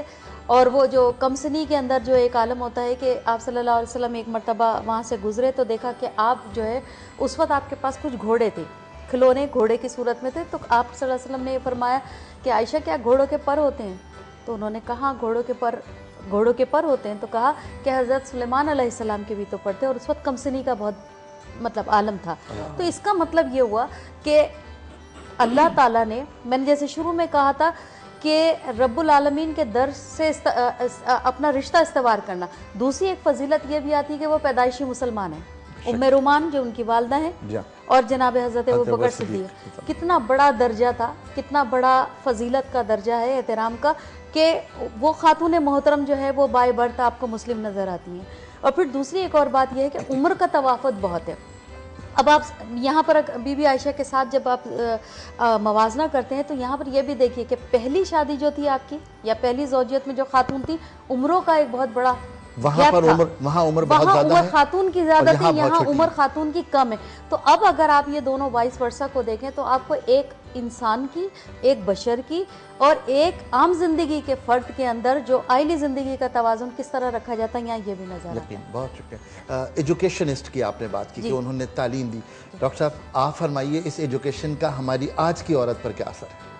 देखिए, जैसे आपने सवाल किया कि आज की औरत पर इसका क्या असर है, मोस्टली लोगों का ख्याल ये होता है कि मतलब ये कि अगर आप बहुत ज़्यादा मतलब उस पर ये कि अगर हम बात, जैसे मैं अगर अपनी फील्ड से ही रिलेटेड बात करूं कि न्यूट्रिशन की फील्ड से रिलेटेड, तो इसका हमारी ज़िंदगी में बहुत इम्पोर्टेंस है, मतलब बहुत इम्पोर्टेंस है इसकी यकीनन। ये मतलब ये कि सिंस मतलब ये कि पैदाइश से लेके जो है जवानी तक, बुढ़ापे तक ही चलती है। और जो मतलब जिस तरह की जो हमारा जो बचपन में जो हमारा ब्रॉटअप होता है, जिस तरह से जो हमारी आदतें जो बचपन में जो हमारी होती हैं, तो उसका असर हमारी पूरी ज़िंदगी पे। और फिर हज़रत आयशा तआला से रिलेशन ये है कि आयशा ने नर्सिंग के फ़राइज़ भी मुख्तलिफ ग़ज़वात में अंजाम दिए और यकीनन ये तमाम चीज़ें बहुत बेहतर हैं। और इन तमाम चीज़ों को अगर हम देखें, उनकी ज़िंदगी को देखें, उनके तमाम चीज़ों को देखें और उनको हम एज द रोल मॉडल देखें, तो आज भी हर औरत के लिए हज़रत आयशा रज़ियल्लाहु तआला अन्हा का मकाम एक रोल मॉडल का है मुख्तलिफ हवालों से। जिस तरह आपने बताया कि as the mediator, as the educationist, ज़ाहिर के तमाम चीज़ें, और एज द नर्स ऑल्सो। और सब मैं चाहूँगी कि एक दफ़ा फिर से सवाल रिपीट कर दूँ। सबसे पहले नबी करीम सल्लल्लाहु अलैहि वसल्लम ने इस्लाम की दावत आम किस पहाड़ पर जाकर दी? आप इसका हमें जवाब दे सकते हैं और इनामात हासिल कर सकते हैं। हमारी डिस्कशन जारी रहेगी। अगर आप कुछ भी पूछना चाहते हैं डॉक्टर मेरीन से तो ज़रूर हमें कॉल कीजिए और हमसे पूछ सकते हैं। हम किडनी पे भी बात करेंगे कि किडनी के पेशेंट्स को कितना पानी पीना है। और अभी जो हम छोटी सी ब्रेक लेने जा रहे हैं, हम उसके बाद अज़ान फ़जर लाहौर का वक्त हुआ जाएगा और उसके बाद आप देख सकेंगे नात कंपटीशन। तो एक छोटा सा ब्रेक लेते हैं और फिर वापस आते हैं।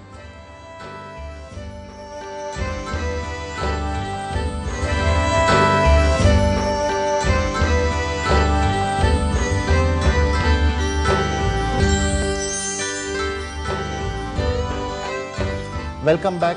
प्रोग्राम दुनिया न्यूज़ पर रमज़ान और जश्न रमज़ान। हमारा आज का मौजू जंग बदर है और उसके साथ हज़रत आयशा उम्मुल मोमिनीन हमारा आज का मौजू है। हमारे साथ DSNG पर मेहमान हैं। हमें DSNG पर जाना है जी। हमारे साथ मेहमान जो हमारे साथ आप देखते हैं रोज़ाना हम किसी न किसी शहर जाते हैं और वहाँ की सहरी आपको दिखाते हैं। तो आज हमारे साथ कोयटा से खुदाए नूर साहब हैं। खुदाए नूर साहब अस्सलाम वालेकुम।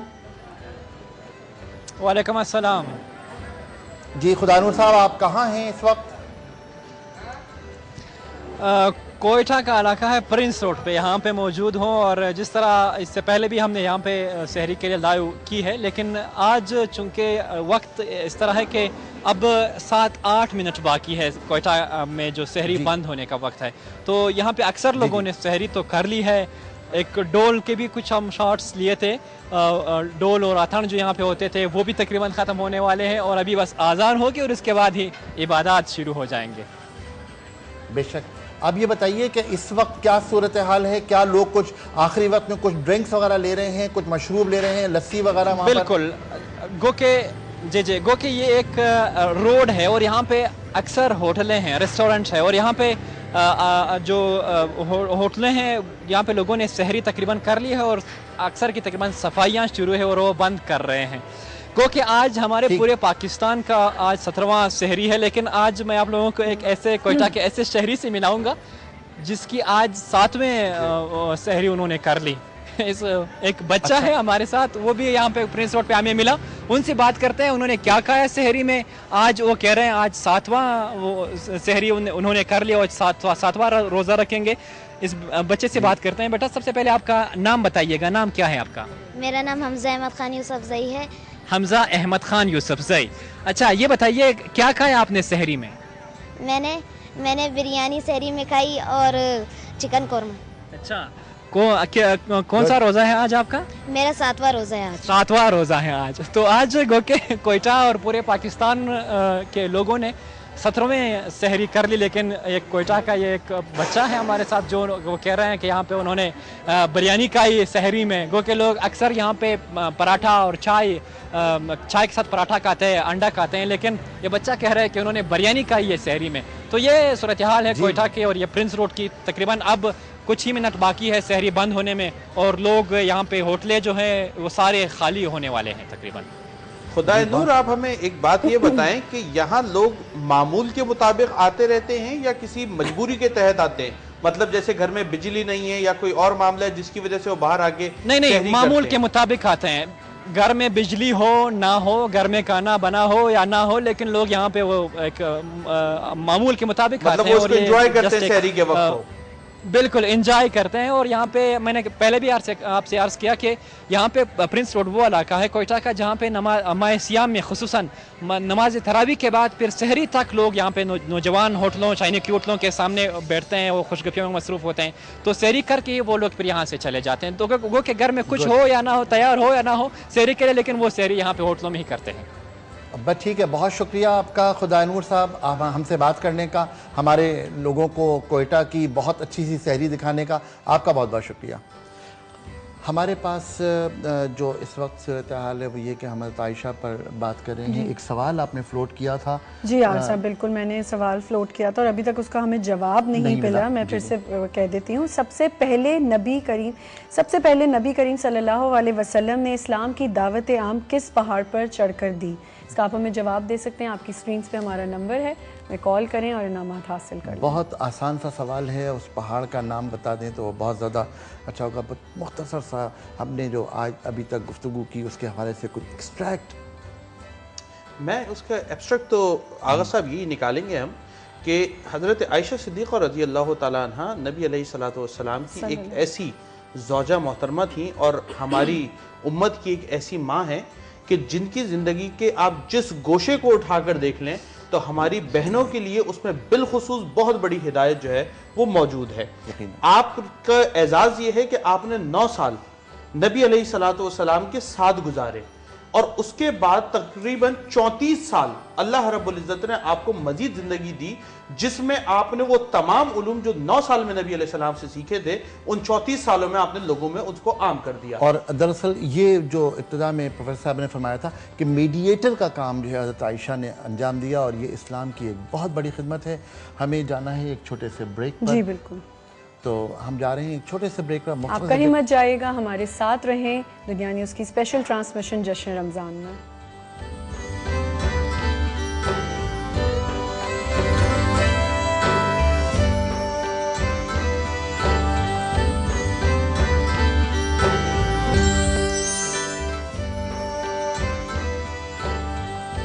प्रोग्राम जश्न रमज़ान दुनिया न्यूज़ पर हमारे आज के 2 मौज़ूआत पर जिस पे हमारी गुफ्तगू होती रही वो जंग बदर और उम्मुल मोमिनीन हज़रत आयशा रज़ियल्लाहु ताला अन्हा। मैंने कुछ देर पहले सवाल किया था कि उम्महातुल मोमिनीन के दरमियान हज़रत आयशा को क्या खुसूसी मकाम और इम्तियाज़ात हासिल हैं। मैं दरख्वास्त करूँगा प्रोफेसर साजिदा साहिबा से कि वो इस हवाले से कुछ फरमाएँ। उम्मुल मोमिनीन हज़रत आयशा सिद्दीक़ा रज़ियल्लाहु ताला अन्हा को अल्लाह ताला की तरफ से ये मुनफरिद मकाम हासिल है कि वाक़ई अगर अफ़क़ को लेते हैं तो जिसके अफ़क़ के मायने होते हैं बहतान के, तो आपकी इज़्ज़त, आपकी अज़मत, आपकी इफ़्फ़त की पाकीज़गी का ऐलान बरमला कुरान में फरमाया गया सूरह निसा की 11वीं से 13वीं आयत तक के दौरान। इसका मतलब ये हुआ कि जब इज़्ज़त और इफ़्फ़त और पाकीज़गी की बात आती है तो हमारे लिए वो रहती दुनिया तक एक सिम्बलाइजेशन हमारे लिए, ठीक है। और उसके अंदर आपको बहुत सारी चीज़ें मिलती हैं जो आज के आपके लॉ के अंदर भी इस्तेमाल होती हैं कि गवाही के लिए 4 लोग मैसर नहीं है तो फिर बहुत सरासर बहतान बांधने वाले लोगों के लिए अज़ाब की नवीद है। दूसरी चीज़ इसी वाक़े से मुंसलिक है, लेकिन उसमें यह है कि ये वो खातून है जिनके लिए तयम्मुम का पानी नहीं था, हाथ ढूंढने के दौरान नहीं मिल सका और अजान का या नमाज का वक्त हो गया तो तयम्मुम मट्टी से नमाज पढ़ी गई तो वहाँ पर तयम्मुम का रास्ता भी निकाला गया। और फिर वहाँ पे एक साहबी रसूल सल्लल्लाहु अलैहि वसल्लम ने ये फरमाते हैं कि आयशा सिद्दीक़ा रज़ियल्लाहु ताला अन्हा जहाँ जहाँ दरवाजे बंद होते हैं वहाँ पे कोई ना कोई रास्ता निकाला करती हैं। तीसरी चीज़ इसके अंदर एक और मकाम की तरफ आती है एला। ये भी आपसे मंसूब एक वाक़या है जिसमें एला कहते हैं कि वो जुदाई जो शौहर और बीवी के दरमियान हो लेकिन तलाक़ ना हो, तो वो वक्त भी आपने देखा और वो भी आप की ज़ात से मुंसलिक है। इसमें यहाँ पर एक और भी बात है कि जब आप 29 दिन के बाद आप तशरीफ़ लाते हैं तो सबसे पहले हज़रत आयशा सिद्दीक़ा रज़ियल्लाहु ताला अन्हा से मुलाकात करते हैं। फिर एक और वाक़या تحریم کا واقعہ بھی آپ کے ساتھ ہے کہ جس میں یہ کہا گیا کہ جو مال و جائیداد کے شوقین ہیں یا اس کو رکھنے کے متلبی ہیں وہ جو ہے اپنا راستہ الگ کر لیں اور جو خدا اور اس کے رسول کو چاہنے والے ہیں وہ میرے ساتھ آئیں. تو اس کا مطلب ہے کہ یہ خاتون کے ساتھ قرآن کے اندر صورتوں کا نزول ہونا, آیتوں کا موجود ہونا اس بات کی دلیل ہے کہ آپ تمام ازواج مطہرات کے اندر ایک نہایت منفرد حیثیت کے حامل. جی ہاں, اس موقع پر ایک وہ بہت امپورٹنٹ بات, جب یہ نبی کریم صلی اللہ علیہ وسلم 29 دن بعد تشریف لائے تھے اور حضرت ابوبکر صدیق نے فرمایا کہ تم ان سے معافی مانگو, تو آپ نے فرمایا نہیں میں ان سے معافی نہیں مانگی, وہ میری گواہی اللہ رب العزت نے دی ہے. تو وہ ایک فخر والی بات جو تھی نا وہ وہاں پر موجود تھی. اور یہاں خدا کی وحدانیت کا اعتراف بھی نظر یقیناً یقیناً. میں درخواست کروں گا ایک چھوٹی سی نعت ہمیں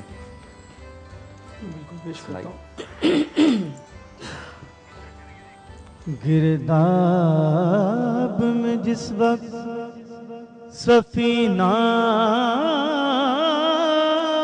نظر آیا, میں ڈوب رہا تھا تو مدینہ نظر آیا.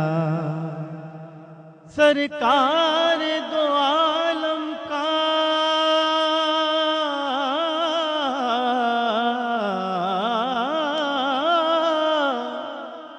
سرکار دو عالم کا لیا نام جو ناصر, ہر موج کے ماتھے پہ پسینہ نظر آیا.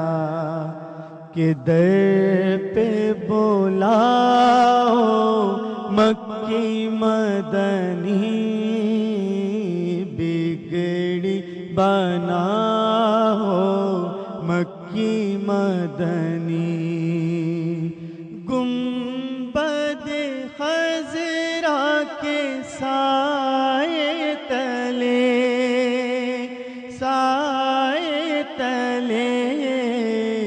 ہم کو سلاؤ آقا, ہم کو سلاؤ مکی مدنی بگڑی بناؤ مکی مدنی.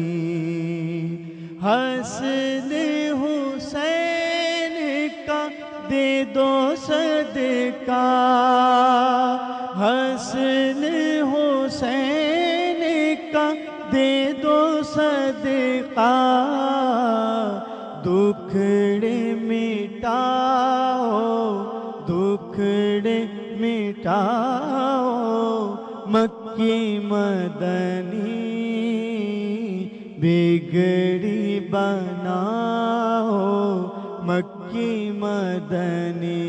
پکارو یا رسول اللہ یا حبیب اللہ, پکارو یا رسول اللہ یا حبیب اللہ. ایک ایک دل سے آئے صدا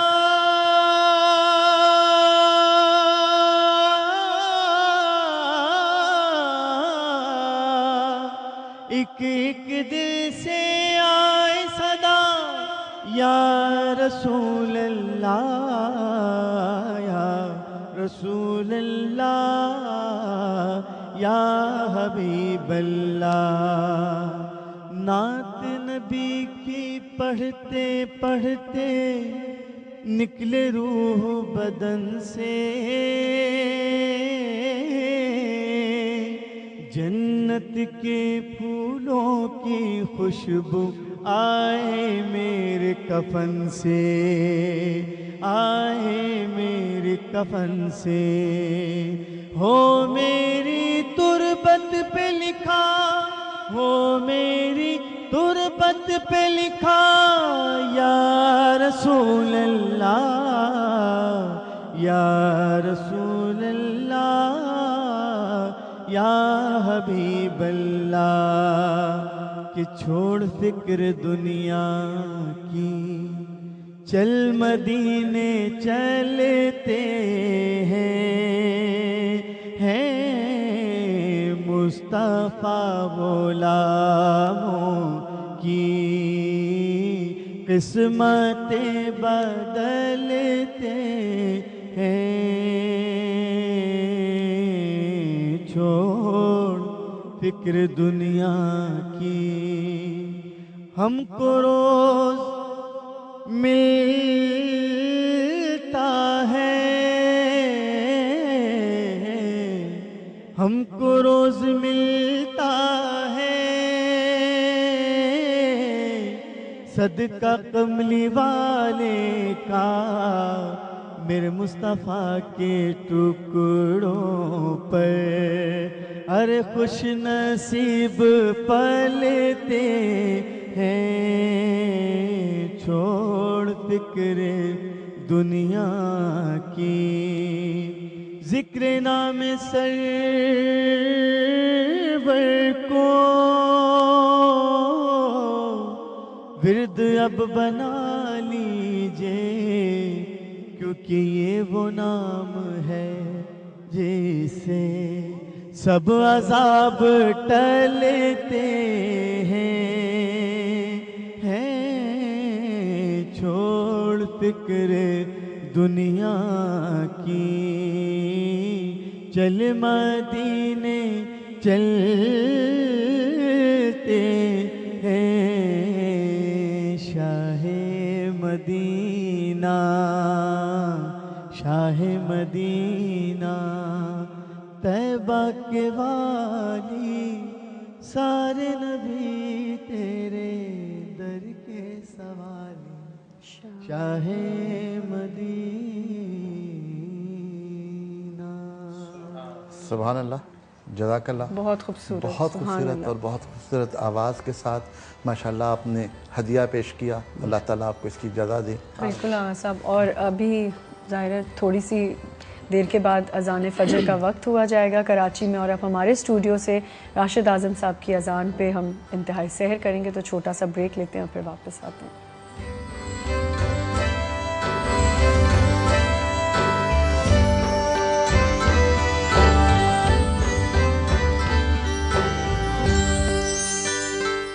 اللہ اکبر، اللہ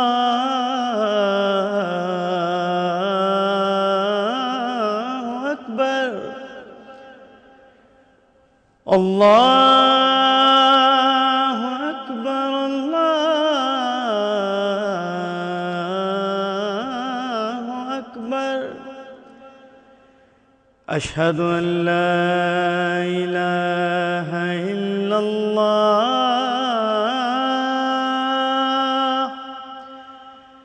اشہد ان لا الہ الا اللہ، اشہد ان محمد رسول اللہ، اشہد ان محمد رسول اللہ، حی علی الصلاۃ،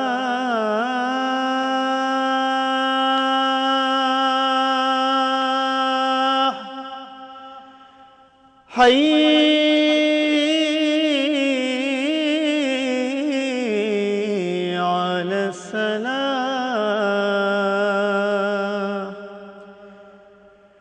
حی علی الفلاح،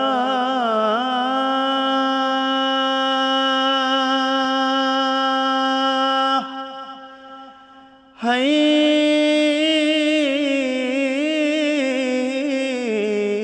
علی الفلاح، الصلاۃ خیر من النوم، الصلاۃ خیر من النوم، اللہ اکبر، اللہ اکبر، لا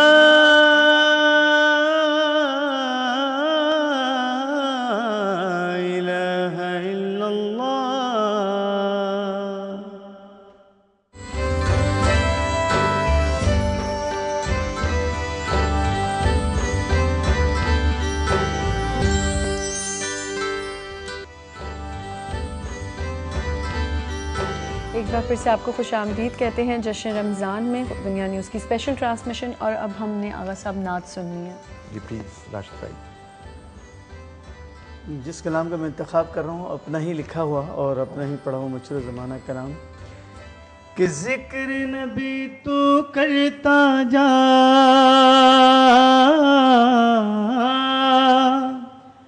ذکر نبی تو کرتا جا، یہ ذکر بڑا انمول. آقا آقا بول بندے، آقا آقا بول، آقا آقا بول بندے، آقا آقا بول. آؤ چلو دیوانوں سارے شہر مدینہ چلتے ہیں، شہر مدینہ چلتے ہیں. میری کیا اوقات ہے، سب ہی ان کے در سے پلتے ہیں. غیروں کو بھی دیتے ہیں، غیروں کو بھی دیتے ہیں، بن مانگے بن مول. آقا آقا بول بندے، آقا آقا بول. جب سے ہوش سنبھالا ہے آقا کی نعتیں پڑھتا ہوں، آقا کی نعتیں پڑھتا ہوں. گستاخی نہ ہو جائے میں سنبھل سنبھل کر چلتا ہوں. ماں کی دعاؤں کا صدقہ، ماں کی دعاؤں کا صدقہ ہے نعت کا یہ ماحول. آقا آقا بول بندے، آقا آقا بول. کہ میں نظر کروں جانو جگر کیسا لگے گا، میں نظر کروں جانو جگر کیسا لگے گا.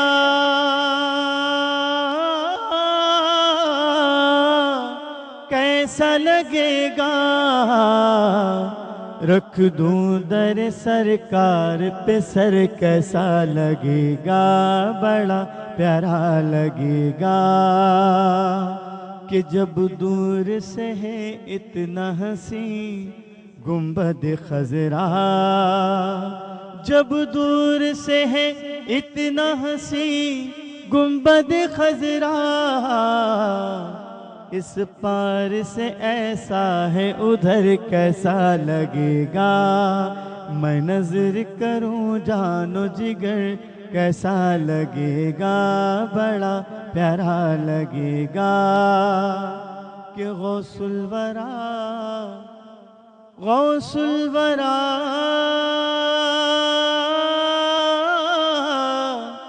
غوث الورا سے پوچھ لو ایک روز یہ چل کر،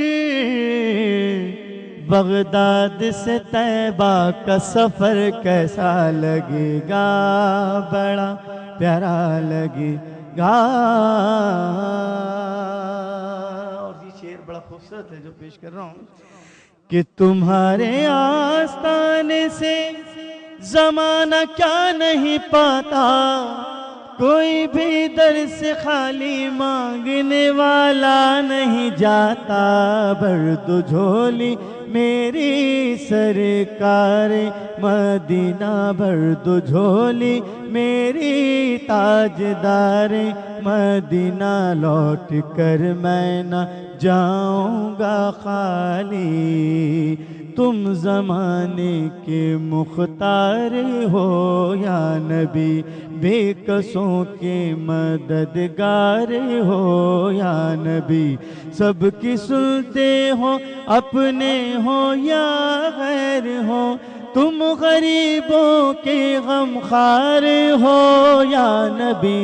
برد جھولی میری سرکار مدینہ، برد جھولی جو ابن مرتضیٰ نے کیا کام خوب ہے، قربانی حسین کا انجام خوب ہے، قربان ہو کے فاطمہ زہرا کے چین نے دین خدا کی شان بڑھائی، حسین نے بخشی ہے جس نے مظہر اسلام کو حیات، کتنی عظیم حضرت شبیر کی ہے ذات، میدان کربلا میں شہ خوش خصال نے، میدان کربلا میں شہ خوش خصال نے سجدے میں سر کٹا کے محمد کے لال نے، سجدے میں سر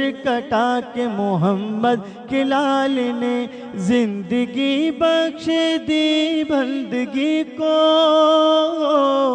آبرو دین حق کی بچالی ہو، آبرو دین حق کی بچالی، وہ محمد کا پیارا نواسا، نواسا، نواسا، وہ محمد کا پیارا نواسا، جس نے سجدے میں گردن کٹالی، بھر دو جھولی میری سرکار، مدینہ لوٹ کر میں نہ جاؤں گا خالی۔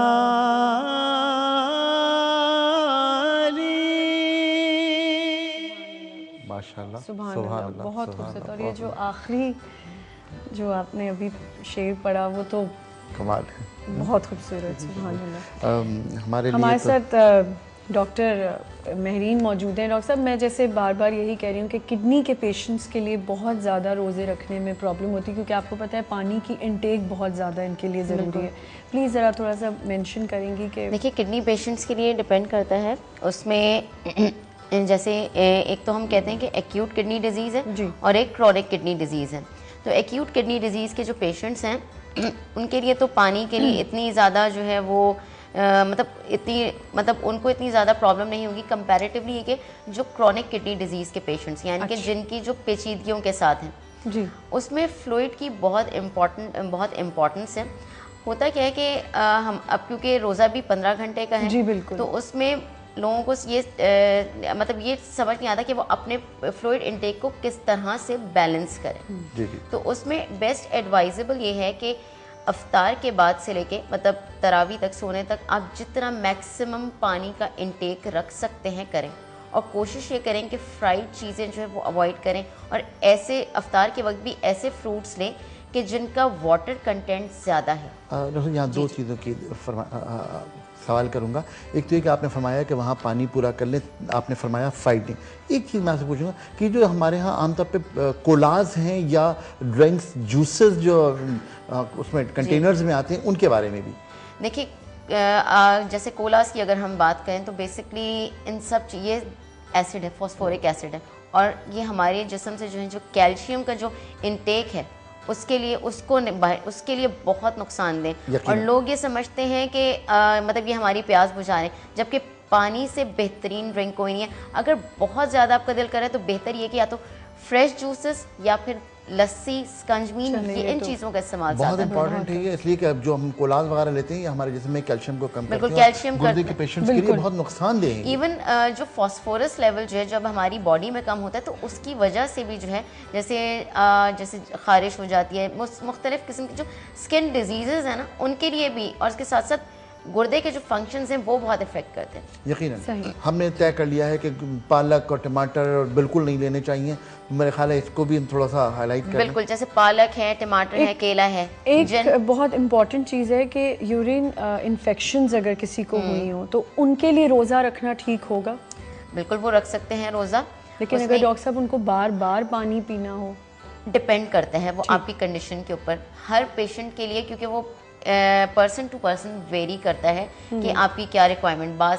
بعض جو مریض ہیں ان کے لیے کچھ ایسی میڈیکیشن ہے کہ وہ روزہ نہیں رکھ سکتے، یا ان کے لیے پانی کا انٹیک بہت امپورٹنٹ، کیونکہ اگر وہ نارملی یہ کہ اگر 1 لیٹر پانی پی رہے ہیں اس کے باوجود بھی یہ کہ اگر ان کی کوئی مختلف کمپلیکیشنز ہیں یا یورین انفیکشن ہے یا اینٹی بایوٹک لے رہے ہیں کیونکہ اس کے بعد بھی ڈرائنیس ہو جاتی ہے اور اس کے بعد فلوئڈ ریکوائرمنٹ آپ کی بڑھ جاتی ہے. بیسکلی یہ ہے کہ آپ پانی کو جو ہے نا مطلب اگر آپ مینیج کر سکتے ہیں, اگر آپ کے ڈاکٹر نے بھی آپ کو ایڈوائز کی کہ آپ روزہ رکھ سکتے ہیں تو آپ سحری کے اوقات میں اور افطار کے بعد پانی کا استعمال کریں. کوشش یہ کریں کہ چائے کو کم استعمال کریں.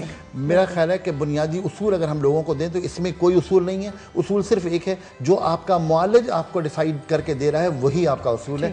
ہم درخواست کریں گے مفتی صاحب سے کہ آج کے اس ٹاپک پہ حضرت عائشہ کے حوالے سے ایک مختصر سا ہم چاہیں گے کہ سم اپ کر دیں. میں سم اپ اس کو ان الفاظ کے ساتھ کروں گا کہ حضرت عائشہ رضی اللہ تعالیٰ عنہ ان کو ایک بہت عظیم جو اعزاز حاصل ہے وہ یہ ہے کہ آپ وہ واحد نبی علیہ الصلوۃ والسلام کی زوجہ محترمہ تھیں کہ جن کے والد محترم, جن کی والدہ ماجدہ, جن کے سگے بھائی, یہاں تک کہ آپ کے دادا جان بھی نبی علیہ الصلوۃ والسلام کے صحابی ہونے کا شرف رکھتے ہیں.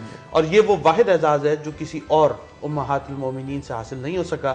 تو ہمیں یہ چاہیے, بالخصوص ہماری بہنوں کو یہ چاہیے کہ آپ کی شخصیت کو مشعل راہ بنائیں. آپ جس طرح سے حیات طیبہ کو گزارتی تھیں, بالخصوص آپ کا وہ رویہ جو نبی علیہ الصلوۃ والسلام کے ساتھ محبت, پیار اور الفت کی بنیاد پر قائم تھا, ہم اپنی زندگی میں اپنے جو زوجین کے تعلقات ہیں میاں بیوی کے, اس کو اسی طریقے سے استوار کریں تاکہ نبی علیہ السلام جس طرح ان کے بارے میں فرماتے تھے کہ اللہ اس سے راضی ہے, ٹھیک ہے نا, اور صحابہ کرام میں آپ کو ایک بہت زیادہ حیثیت حاصل تھی, ہماری بہنیں بھی اسی طرح عزت دار بن جائیں اور عند اللہ بھی ان کی حیثیت مقبول ہو جائے. میں درخواست کروں پروفیسر صاحبہ سے, ایک تو اعزاز انہوں نے فرمایا, ایک اعزاز اور بھی ہے, میں چاہوں گا وہ آپ فرمائیے. ایک اعزاز تو یہ ہے کہ آپ صلی اللہ علیہ وسلم کی یہ وہ واحد زوجہ محترمہ ہے کہ جو کنواری تھی, باقی ساری شادی شدہ تھی. اچھا, اور ان کے ساتھ حضور کی خصوصی محبت اس طرح سے تھی کہ آپ نے بارہا اس بات کا اللہ تعالیٰ سے بھی یہ اظہار فرمایا تھا کہ یا اللہ محبت تو مجھے سب سے ہے لیکن حمیرہ کے معاملے میں میرا دل بے اختیار ہے.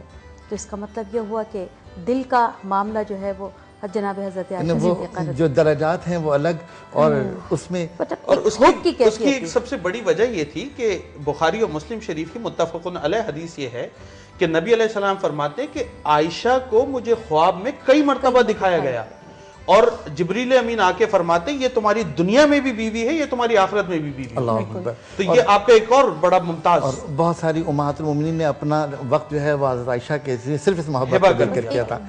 آخری بات یہی ہے کہ یہ وہ زوجہ محترمہ ہیں کہ وصال بھی آپ کے ہی حجرے میں ہوتا ہے, آپ کے سینہ مبارک کے اوپر ہوتا ہے, اور پھر یہ کہ انہی کے حجرے کے. بہت اچھی ڈسکشن رہی آج کی ہماری, اور بالکل میں شکریہ ادا کرنا چاہوں گی راشد اعظم صاحب کا, مفتی صاحب کا بہت بہت شکریہ, ساجدہ آپ کا بہت بہت شکریہ, ڈاکٹر مہرین آپ کا بھی بہت بہت شکریہ. امید ہے کہ آپ کو ہماری ڈسکشن بہت اچھی لگی ہوگی آج کی. کل آپ سے ملیں گے انشاءاللہ. خدا حافظ.